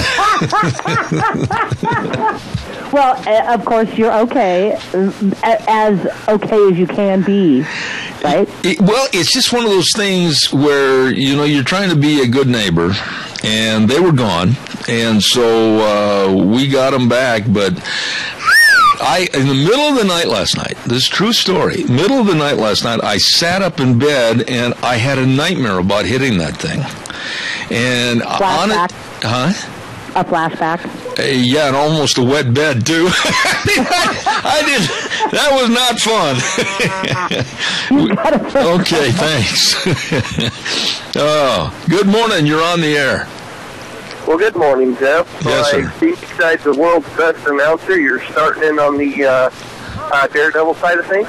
Well, I tell you what, I can understand what it felt like on that ramp trying to jump the Snake River Canyon, because when I hit that wheel line in the grass, I thought, uh-oh, we're in trouble in River City. It can hurt you. You betcha. I just, no experience I've seen with people in cows and four-wheelers, you usually don't match. I've seen a Hereford cow take on a four-wheeler. I felt sorry for the guy that was on it. Well, I tell you what, at that rate of speed, and then we were, I looked like Sir Lancelot because I was going down with, a crutch in one hand, prodding him. We were going, man, I'll tell you. Anyhow, we all came out of it all right. Okay. Hey, Merry Christmas to you, Riley. Thank you. You too. All right, buddy. Thanks much. Caller, I'll be right there. Don't go away. I want to remind everybody about Quality's Electronics, 1730 Kimberly Road in Twin Falls. My goodness sakes, you can save $300 on the top-selling 65-inch smart TV. It's now only $9.99. Where is Quality's Electronics? It's right on Kimberly Road going into Twin, 1730 Kimberly Road. Don't miss it. Crazy low prices like a Samsung 32-inch LED for just $199. All of this. Super people, Steve, Bruce, the whole crew, the Quali family, long recognized as the best. Quality's Electronics, 1730 Kimberly Road in Twin Falls. Stop in and see them today. Good morning, caller. You're on the air. Good morning, Zed. I was just wondering if maybe you had an idea about the lawnmower. Be a little more your speed, right? Have you been... damage to your yard. Have you been over to Al's? Al? Yeah, Al Butler. He always gives me a hard time about my lawnmower and everything. Well, he's kind of my mentor. Oh, I see. His attitude kind of rubs off on me a little bit, but we both love you, so we can say things without being too inflammatory. Well, I'll tell you what. If you'd have been chasing those cows on your lawnmower, you would have probably been able to see that. Yeah, but with the lawnmower with the great big blade underneath, I'd have got high-centered, and that really would have been a predicament. Thanks, Keith. They don't go very fast either. No, that's for sure. They're doing about 35, and I'd be doing about 5. Hey, thanks for your call. God bless you, man. Thanks. You bet. All right, thank you. Caller, I'll be right there. Don't forget what's going on over to Rudder's Showcase. Holy cow. 12 months same as cash on approved credit. Check out the Serta mattresses. Queen sets start at $299. Twin mattresses at $999. Great markdowns on Amana, Whirlpool, and Maytag. You better stop in because this Friday and Saturday they're calling it Super Friday and Saturday to save you money for Christmas buying. You better believe it at Rudder's Showcase, 2611 Overland Avenue in Burley. Stop in and see them this week. All right, caller, good morning. You're on the air. Now, what else? Oh, boy. I knew you would call. Things how to go through the flower beds and the white picket fences and jumping in the canal, and then you do this, you do that. Now you're trying to tear the hell out of a wheel line. What am I going to do with you? Are you finished? No. I was helping my neighborhood. I know. That's very nice of you. I mean, that's really good to do, but what are you going to take? And be careful from here on out. Well, I didn't know the wheel line was laying horizontal in the tall grass. I didn't see it until there was a last split-second decision to save my life or be a coward. I didn't see it. And you didn't see the draw bar out there in the pasture either, did you? No, I didn't. I missed that one. I mean, maybe we ought to get your eyes checked. It wouldn't do any good. I'd forget to put my glasses on. Okay, have a good one. Thanks, Al. Stucky little feller. Okay, thanks. I'll tell you what, when you got a hold of the handlebars and you're cruising, you're really cruising, and you feel like you're a Hell's Angel and Evel Knievel all wrapped up into one, and then you look down and you go, oh my, this could kill me. You got to be more careful. Whew. It was cold, but I was sweating. Calls are welcome, 436-2244, 1-866-927-4587. Well, of course, Gina's perfect. Gina doesn't do anything like that. Gina is the Harley girl. You've never done anything like that, I suppose. Actually, once when I was a kid. Oh, and so you're saying that I'm starting to become senile and go back into my childhood? I'm just saying you're reverting back to your childhood. It has nothing to do with senility. It's just you're reverting back to being a kid again. Personally, I lean towards senility. Do you have time for a quick call? Quick call, real fast. Good morning, caller. You're on the air. How are you, Zeb? I'm good. What can I do for you? I just had to chime in. I seen this video on Facebook the other day of these old boys. That's how they catch and work their bulls is on a four-wheeler. They got a tire on the front of it, and they run them bulls down and drive up on them once the bull lays down after they've run them, their tongue hanging out a foot. Them old bulls will turn around and hook the four-wheeler, and they just drive it right up on top of them. No, I tell you what, I will never, ever do that again. I'd rather be a horseback, and because I don't think that would have happened had I been a horseback, but I'll tell you what, it was, let's just say that it was invigorating. Well, some of them cows have a nylon deficiency, and after Sarley gets through dragging them around, they decide they broke the lead pretty good. And they also think maybe where they were once is the best place to stay permanently. For sure. All right. Hey, thanks, buddy. I appreciate it. Anyway, we're all okay. And then Goober comes chugging up from behind and says, "Are you all right?" Well, sure, I'm all right. I'm a little pale and peaked, and I'm sweating profusely, but I was okay. Next hour, we have with the Institute for Energy Research, Dan Kish, and we're going to be talking about low gas prices, maybe. And then at 10:30 this morning, my old compadre Jack Euler is going to be here in the studio. Don't go away. I'll see you back in 6.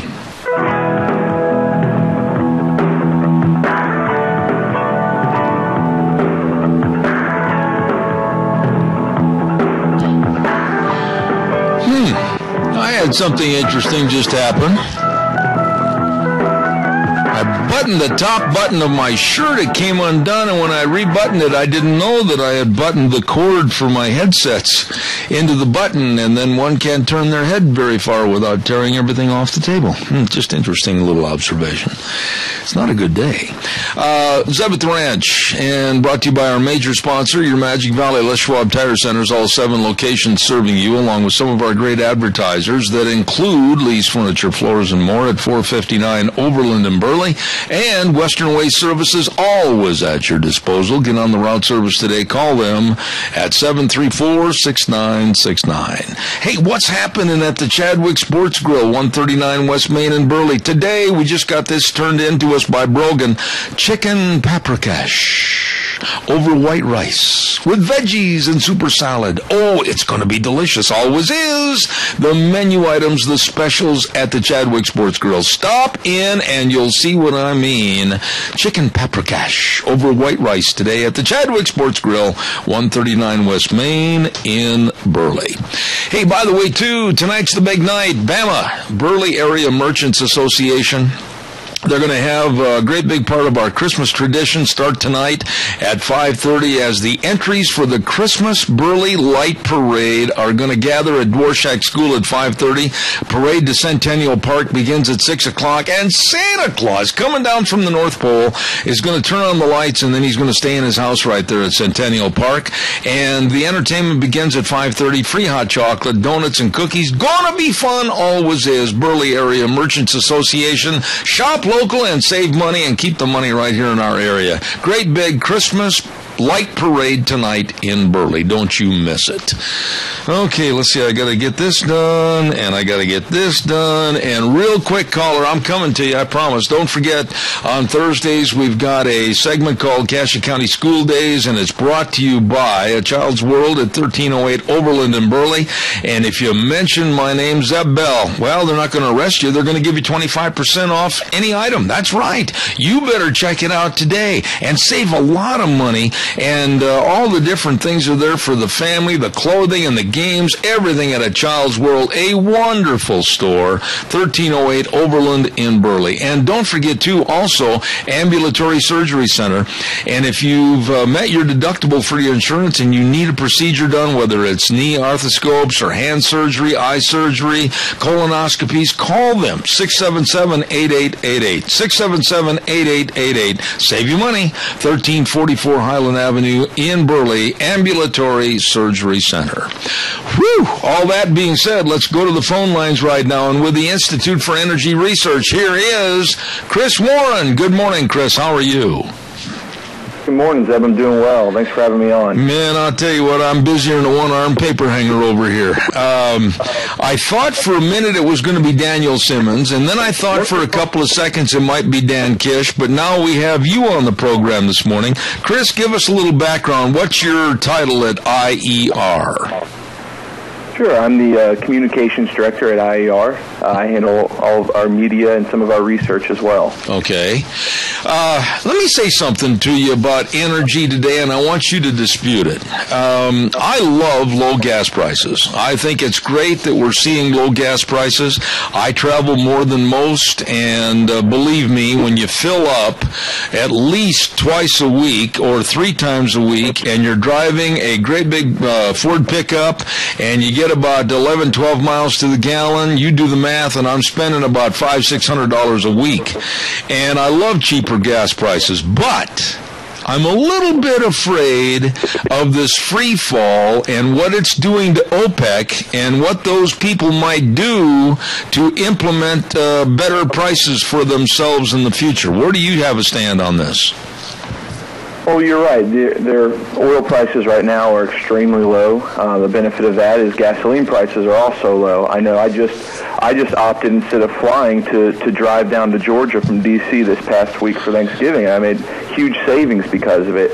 Now, OPEC has threatened to take action to raise the prices back up, but they were unable to come to an agreement. Now, they still could come to an agreement in the future, but so far they have not. And these lower prices are really benefiting American people, and a lot of it's come from American oil production. Right. Imports from OPEC into the United States have dropped 40% over the past year or so. So we're doing this ourselves. This is American oil, and we're moving closer towards energy security, where the threats from OPEC don't affect us as much. Yeah, well, let me ask you something, Chris, on this whole picture. And you can think, man, you're crazy, you old goat, you don't know what you're talking about. But this is the way I look at it. The OPEC producing nations, that's all they have. They've got nothing more than maybe some camels standing around in an oasis sucking up water and oil. That's all they have over there. They don't export anything else of value. If we take away their exports, the OPEC producing nations, they could really get upset and even create a war situation against us. So aren't we kind of playing with fire right there? I don't think you'll see anything escalate as much as a war. They're definitely upset with production increasing in the United States, and what you've kind of seen is a lot of the environmentalist movement and some of the movies against hydraulic fracturing that you've seen come out, whether it's Gasland or others. A lot of those have actually received some funding from Middle Eastern countries and members of OPEC, because they really are upset about this production. But at the end of the day, this is good for us, and it's good for energy consumers around the world. I mean, oil prices, the WTI oil prices in the U.S. are around $65. Oil prices in Brent, which is a more global look at it, are around 70. So people really are seeing the benefits of this worldwide. Okay, but now when you look at the prices right now, the per barrel price, correct me if I'm wrong, is hovering right near $66 a barrel. Now, when you do the equivalation of $66 a barrel as to what it was at $66 a barrel in the past, we were barely paying $2. Here in southern Idaho, we're still well over $3 for gas and well over $3 for diesel. Why?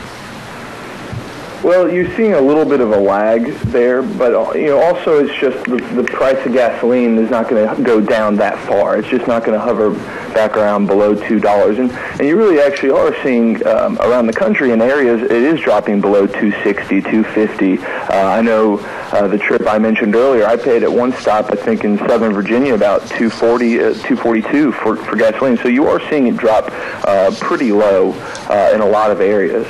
What are we to do, and I know that you sent me a story regarding this in the New York Times, but what are we to do, or how should we feel about countries like Venezuela and Iran and other countries where with the tumbling price of oil, they don't have anything and their whole economic structure is starting to go down the toilet? Well, they will deal with those issues, and they're still going to be producing oil. This is a hit to them for sure, but on the whole, for people around the world, even in those countries, lower prices are good. they always will be good. You might run into some problems where it could become uneconomic to produce some of that oil, but in the large part, it's going to benefit those people in those countries and in the United States as well. You know, when you say about the United States as well, I've been reading some information in regards to North Dakota, South Dakota, and across Montana. Has it helped or hurt them to have this energy boom and then these lower prices? Oh, the energy boom has helped them immensely. You're seeing, like you said, in North Dakota and Texas, a lot of this production is happening on their state and private lands out of the grasp of the federal government. Now, it's lowered their unemployment rates, and it's not just about oil production. It's about bringing new businesses into those communities and really creating jobs in other sectors of the economy. Lower prices because a lot of this oil is coming from hydraulic fracturing, which is typically a little more expensive to produce oil that way. You could see some troubles there with it being uneconomic, but right now we're not really seeing that, and we're not seeing that they're going to be letting up. So overall, I would say this is a huge benefit to them. I absolutely think that the more money saved at the pump, the more you're going to put back into your economy, the more you're going to put back into making progress instead of regressive attitudes in our economy. But we have a president that hates energy. He wants everything either pushed down the road with a windmill or not pushed at all.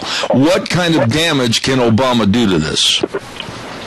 Well, he can do a lot of damage in other areas with regards to energy. As far as your electricity prices, the EPA just recently proposed a rule that would basically make it illegal to build a new coal-fired power plant, and the newest one makes it almost impossible to build a new or to sustain a current coal-fired power plant. So they can affect it there, but as far as oil production, like I said, a lot of this is happening on state and private lands.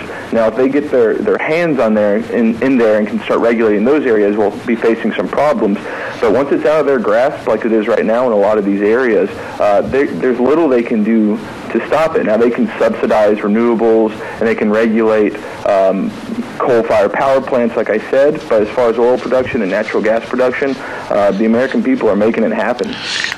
Chris, in your opinion, and this is an opinion question, do you think the lower gas prices, oil prices in this country and the abundance of oil that's coming out of this country is going to spell doom and gloom for the possibility of the Keystone Pipeline or not? I don't think it'll necessarily spell doom or gloom. I think the president has it made up in his mind that he's not going to approve the pipeline. Now, there can be some other measures taken if there are enough votes in the Senate. The last vote just fell short, but with new Congress coming in, if there are enough votes to override the president's veto, they could get it passed through without his consent. Now, in the grand scheme of things, a lot of production's happening, and Keystone won't have a huge impact on that, but it's still 800,000 barrels of oil a day, which is a huge benefit. Now, I know Harold Hamm, the CEO of Continental Resources, recently said Keystone was not a big deal, but in those communities where Keystone will create jobs and provide lower energy costs and lower gasoline costs, it's a huge deal for them, and they should go ahead and pass Keystone regardless of its impact on oil prices. You know, Chris, I'm too old to not be a little pessimistic. I don't trust the government. I don't trust anything they get involved in or try to do to hurt us. And you said a few moments ago that it looked like long term. How long a term do you think gas prices and oil will remain relatively low so we can get our economy back in shape? Well, it's hard to estimate an exact time frame, but what we're looking at now is U.S. oil production is continuing to go up. So I think we'll be able to see this happen for years and years to come. I think the latest estimate, and this is not even the most optimistic estimate, has production continuing to increase until 2020, and it could even go further than that. So I think we can we'll see gasoline prices continue to remain fairly low. Now, when summer driving season comes along, gasoline's a little more expensive because of the blend they use and because people are driving more. So we could see an uptick there, but hopefully that these oil prices and gasoline prices will remain low. We have a caller with a question. Go ahead. Quickly, please, caller, with your question for Chris Warren. Hi, Hoss. This is the chief. Yeah. I find it ironic that we're in the years that they were predicting peak oil, and that's about like these people trying to say that they can control the climate, that they're just way, way off. And I was wondering if he thinks that gas prices around here are controlled by the distributors, which I think they are. All right, we'll ask him that on the air. Thank you very much. What about the distribution and the distributors themselves? Is there a lot of political, per se, manipulation on the prices, in your opinion, Chris? In the United States, I don't think you see that type of price manipulation like you would see in a country like Venezuela, where the federal government has complete control over the oil industry. So I don't think you see that type of manipulation here.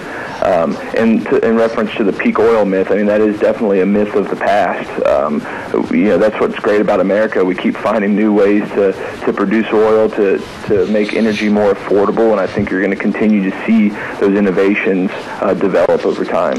Chris, I don't know if this is your area of expertise or not, but I'll ask you this question. I do not trust anything, like I said, that the government has their hands in, and there's a big push now with lower oil prices to have you and I and consumers across the board in the United States pay a much larger fuel tax so that it can help fund the infrastructure for roads, bridges, etc.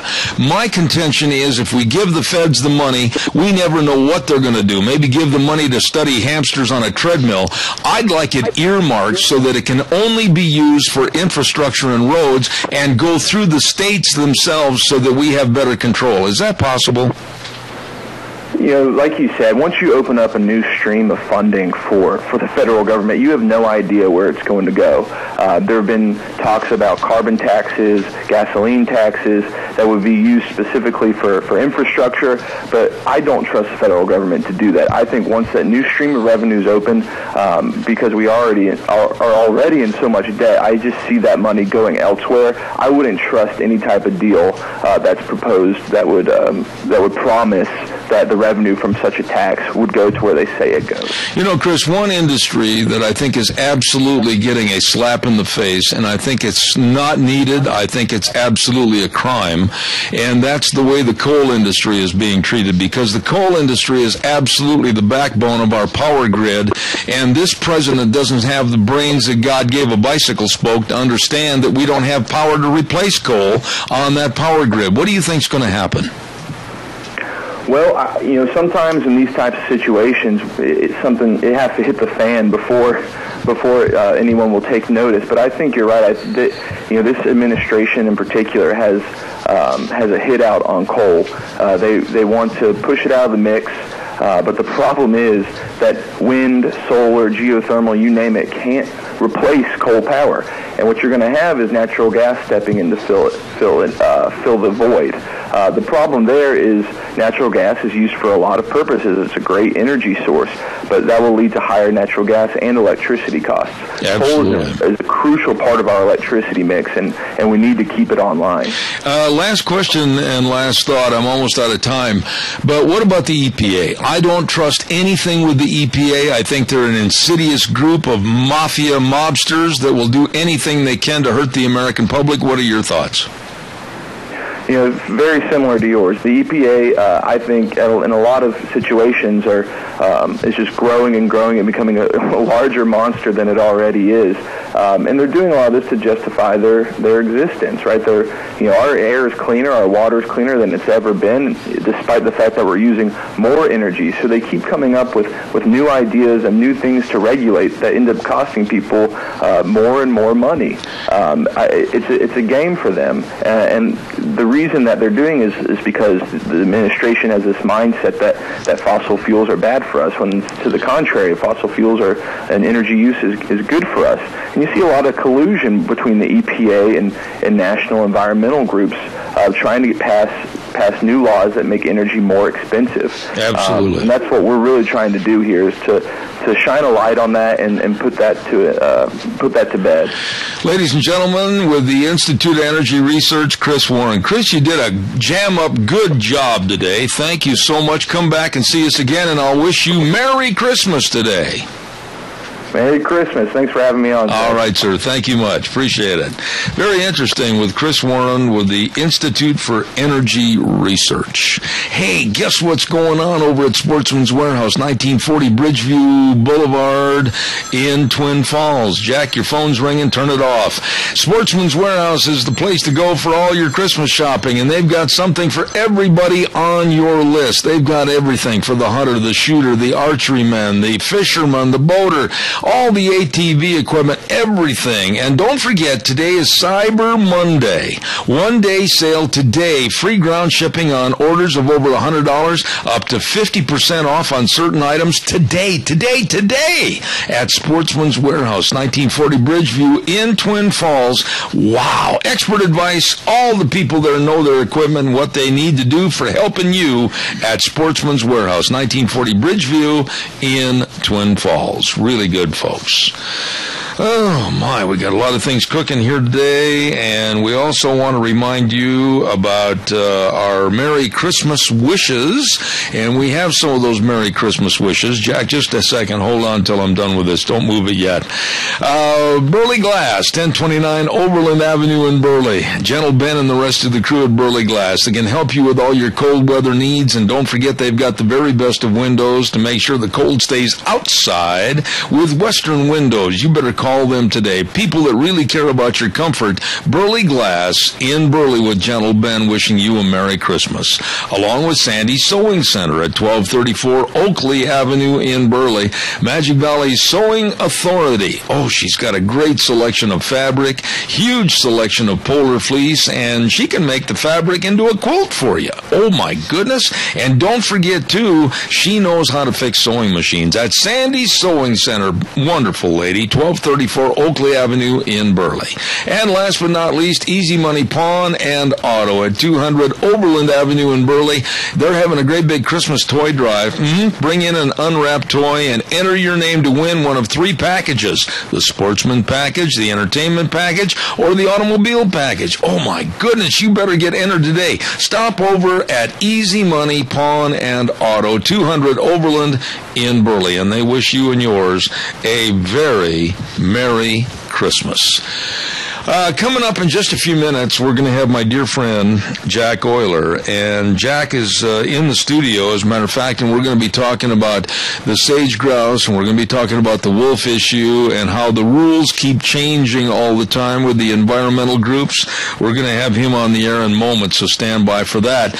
Before we send it back over to our studio at the bottom of the hour, I want you to understand about our friends at Snyder's Surplus. My goodness, brand new store, brand new inventory, same great friendly service. Oh my goodness, they just got 3 semis loaded with furniture, couches and recliners and bedroom sets, and they got all the kitchen tables, they've got tea tables, they've got it all for you, along with your book stands, everything right there at Snyder's Surplus.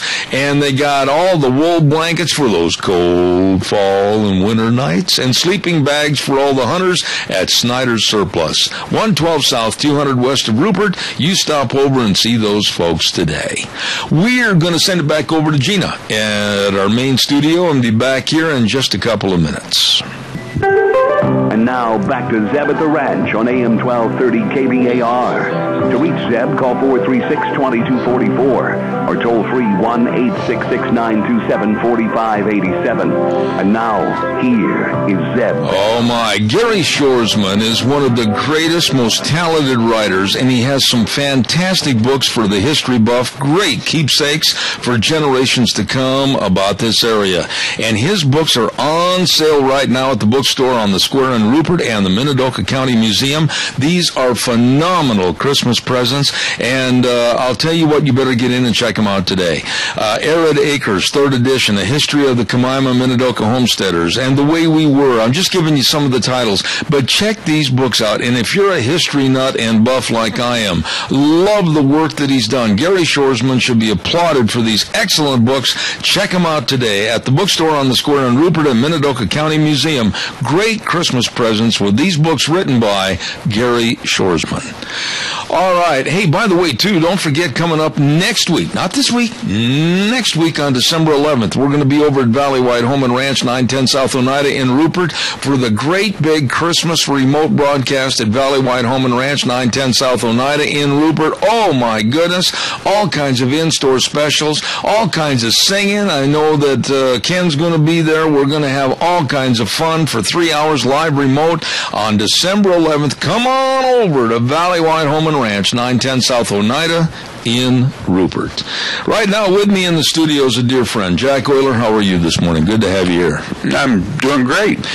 You were telling me that this morning it was kind of a skating rink on the interstate, right? Yes, and the farther west you go, the more snow there is. Really? I had to shovel about 2 inches this morning before I left the house. Oh, my goodness. Jack, I want to get right into it because time is precious on the air with your knowledge on what's going on. We were talking the other day about the sage grouse issue, and we were also talking about closures on public land. You know, it just seems like every day there's more taking away from the general public as to what our legal rights are and what really, as the public, we should control. Bring us up to speed as to what's happening on the sage grouse issue, first of all. I want to touch also today on that closure, on those closures. Good. And all that. Yeah, kind we'll of get stuff. into that. Well, the sage grouse, if ranchers listen, they're going to be listed. Really? The wolves, we came to an agreement with Dan Ash, U.S. Fish and Wildlife Service, in February of 2012 to delist the wolves in the lower 48 states. And we tried to get meetings with him before. Who's Dan Ash, by the way? Dan Ash is head of the U.S. Fish and Wildlife Service under President Obama. And Dan Ash, his job prior to going to the Obama administration was head of Defenders of Wildlife in the United States. Oh, boy. But when Obama got in there, he took Dan Ash, put him over U.S. Fish and Wildlife Service. And he's the one that called us and said, hey, you guys are making tracks in Washington, D.C. about delisting of the wolves in the lower 48 states. I'd like to meet with you. We told him we'd put our group together and come to D.C. to meet him, and he told us he wouldn't meet us there. He didn't want to be seen with us there. He would come to Salt Lake. Oh, really? So in February of 2012, we met him in Salt Lake, and we hammered out this delisting in the lower 48 states.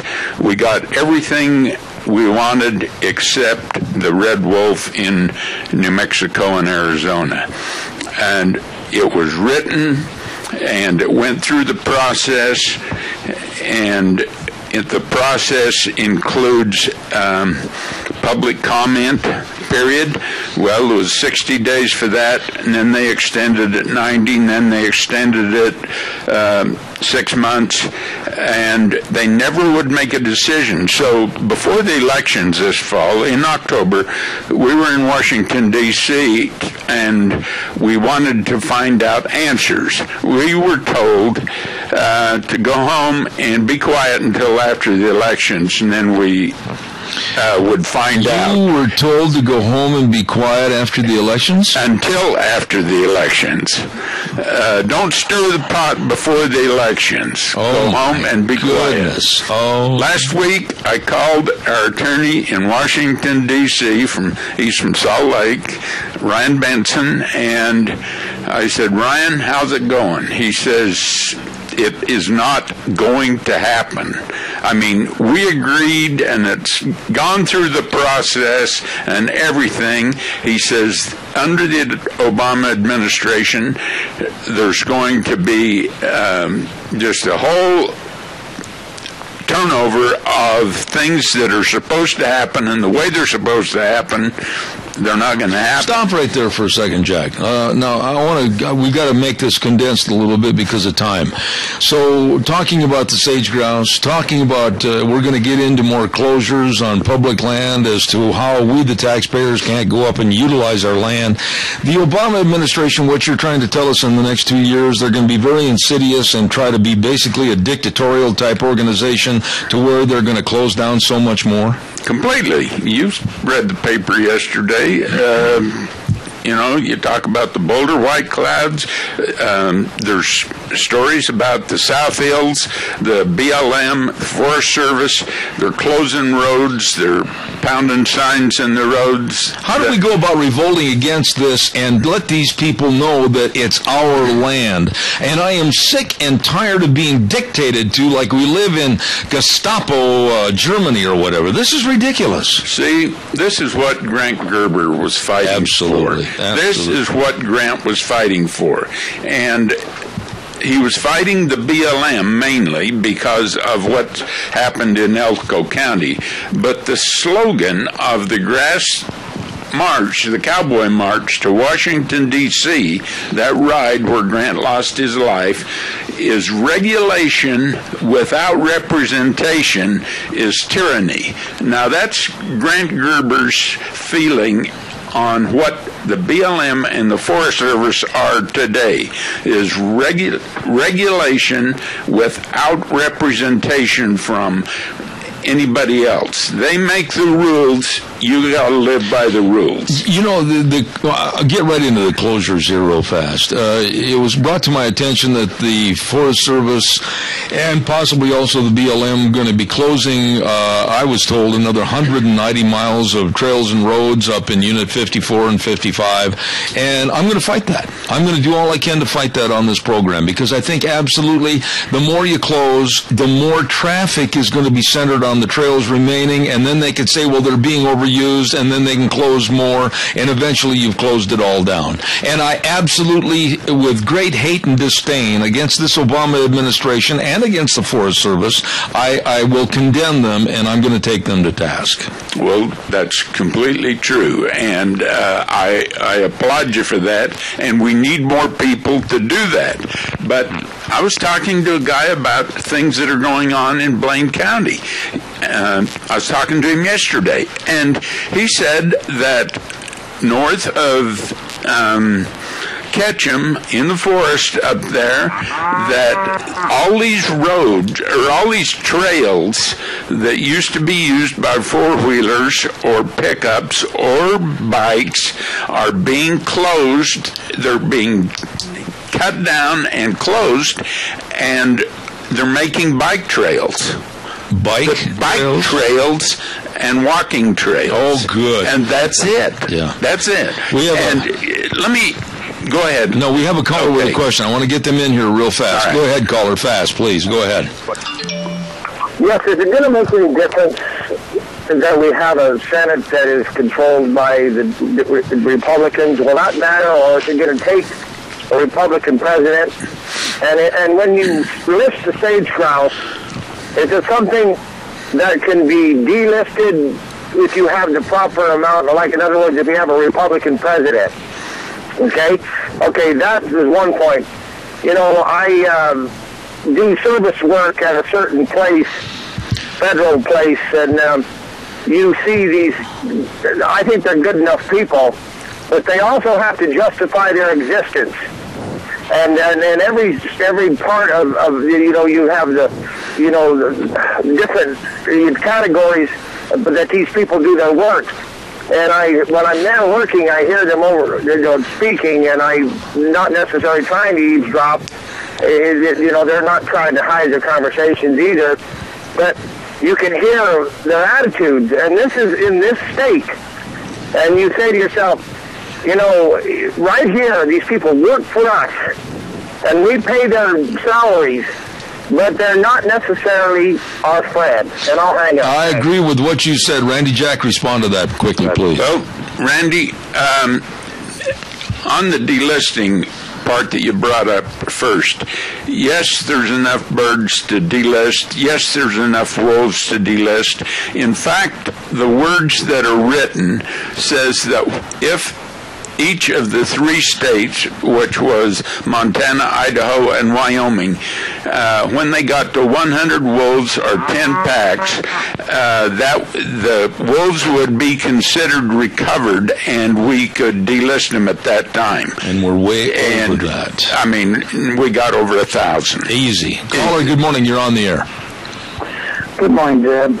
I'm calling in regards to Mike Simpson. What role did he play in the White Cloud deal, and what is his intention in the future? All right, we're going to have Jack respond to that on the air, and I appreciate your call, Keith. Thank you very much. Jack, if you would. The White Clouds, something is going to happen in that area, but the environmentalists did not like what Mike Simpson was doing in the White Clouds because he was wanting to continue to have a trail or trails into the White Clouds for motorcycles, one-track motorcycles or four-wheelers, and the environmentalists do not want that. And if you read the paper yesterday, they were talking about how snowmobiles are going into there and disturbing the tranquility of the area. But how many times? I got a cabin in Island Park by Henry's Lake, and we have 4 to 6 feet of snow every year, and snowmobiles, and in the spring when the snow leaves, there's no tracks left on anything. You know, it's the asinine, stupid, and backward thinking of government that wrecks everything. But you know, Jack, I'm going to come out and publicly say this, and I want to see what stand you take on this statement, and then I've got to do a weather forecast. When you get to the point where you as a taxpayer are being shut out of using and utilizing your public land, and little by little closures and closures and closures eventually are going to shut you out, I think it's time to stand up and stick your nose in their business and say, no, enough is enough, we're going to break the law, we're going to go anywhere. I think that there has to be sometime a revolt to where you tell government they can't tread on you any longer. That's completely true, and in some of the state agreements in the western states, you know, all these public lands are in the west, in the states. They're not back east. That's right. And Grant Gerber was very strong on this issue also, and this is one of Travis Gerber's comments. That's his son. That's Grant's son. Is the federal government has a duty to dispose of federal trust lands to the western states, as was done to all of the other states east of the Mississippi. That is not being done, and they're treating it like this is ours and you got to stay off. That's right. I mean, there goes back to representation, or without representation. No taxation without representation. Yeah. And I'll tell you something, caller, I'm going to have your patience just for a minute. I've got to get a weather forecast in here. We're going to take your call next. Sit back, relax, take a deep breath, and I'll tell everybody the weather's brought to you by Scarrows Meats, 331 North Road, Jerome, your hometown meat cutter. We sell taste one bite at a time over at Scarrows Meats. Don't forget, if you're having trouble deciding on a Christmas present for that certain person, order a Christmas gift box from Scarrows Meats. Delicious, different types of meat, each box. Scarrows Meats. You call them 324-7657. Here now, Michael Rogers weather. Good morning, everyone. Michael Rogers is at the ranch. You know, you've got a isn't that really interesting? You have it all the time. When you get a mixture of slight chance of rain, slight chance of snow, and you look at your daytime highs are above freezing, you kind of going like, whoa, busy weather day. Well, that's what you got for today. And you're going to come out of it tonight and have partly sunny conditions for tomorrow, and temperatures are going to be right around the low 50s. So for today, slight chance of everything, even the kitchen sink. You can throw that one in there too. Rain and snow, 47 for the high. Overnight lows will be right around just below freezing. And for tomorrow, partly sunny, high 50. Enjoy the day, enjoy the weather. It's the only weather you got. Thank you very much. Michael Rogers Weather, brought to you by Scarrows Meats, 331 North Road, Jerome. Number to call, 324-7657. Selling taste one bite at a time. Caller, good morning. You're on the air. Hey, Zeb, I kind of had a question for Jack there real quick. Okay, go ahead. I went down and bought some wood permits. Went and did it all legal, went up, took my trailer up to go get a load of wood. Went up there where I usually go. They had the road all bulldozed on the bottom side and big sign in the way. Well, I went on up the road and come in. They didn't have the top side blocked off. So I went in there and figured, well, I got down in there, and where usually to turn around, they had that all tore up in there, so I couldn't even turn around. So I had to make me a road to get back out of there. Now, how can they justify tearing up the bottom half and making it so that you can't get in there, but then on the top they leave it open? I am so glad you called on this, because this is the frustration and the outright hatred I have as to what the government is doing to shut down our public lands. And I'll have Jack respond to that on the air. Go ahead, Jack, please. I agree with you 100%, and it's going on in the South Hills, all across the South Hills, in the forest and BLM, and we're just being shut out. And if you think you've seen the extent of what's going to go on, it is just getting started. Yeah. I mean, under this administration, in the next 2 years, we're going to be deluged with things that are going to happen. Just read the paper. Yesterday was a good example of, we got to protect it. We got to protect it. We got to protect it. Jack, let me ask you this question, and to the caller that called, I really appreciate that. I've seen so many of their stupid, frivolous road closures up in the South Hills, and they make a mess out of it. It's absolutely an erosion factory, if you will, the way they do things. There's no need to close those roads down, and I'll go back to what I said a little bit ago. By closing those roads, they're increasing the traffic on other trails, and then they're going to come back and say they're overused, and they're going to close those down, eventually to shut everybody off of our public lands. How do we fight back? How do we revolt? How do we get them by the short end of the necktie and pull it tight and get their attention that this is our land, not theirs? That's where we've got to get with our state legislators, and there is supposed to be a bill that is going to be presented in the 2015 session to have Idaho take charge of the public lands within the state boundaries. Now, Idaho is not the only state that is working on this. Utah has passed that. And these are trust lands that we're supposed to have. Now, Scott Bedke is on that committee working on this issue, and we should contact our legislators and we should push to have this passed in the legislature. What do you tell the people like the brainless twits that run the Times News that are against anything to do with taking over and helping and managing our state lands? Well, what I tell those twits is a comment that I read in the New Range magazine. Yes. And it says, the environmental movement has become a cottage industry and provides no solutions.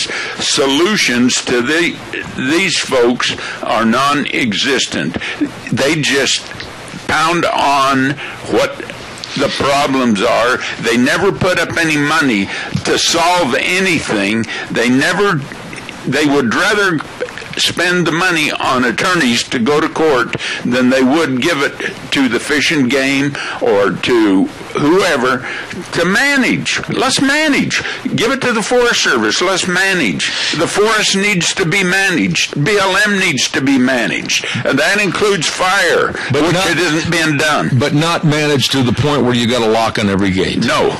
They're our lands. That's just as much as they're anybody else's. I've got to get into the next subject. I've only got about 6 minutes left, but I want you to tell me a little bit. The rules keep changing about wolf management. We've got these crybaby, know-nothing, wah, environmentalists and animal defenders of wildlife, etc. They keep crying the blues and getting things their way to change the way the numbers are and to change the way we can manage the wolves. What's happening?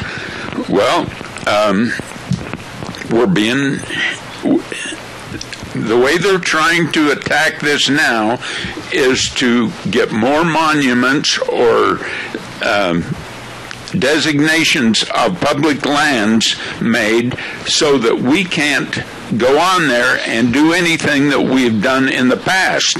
Now, that article yesterday, it tells you about, what they want, what the environmentalists want, but all you got to do is look to the Frank Church Wilderness area and what has happened there.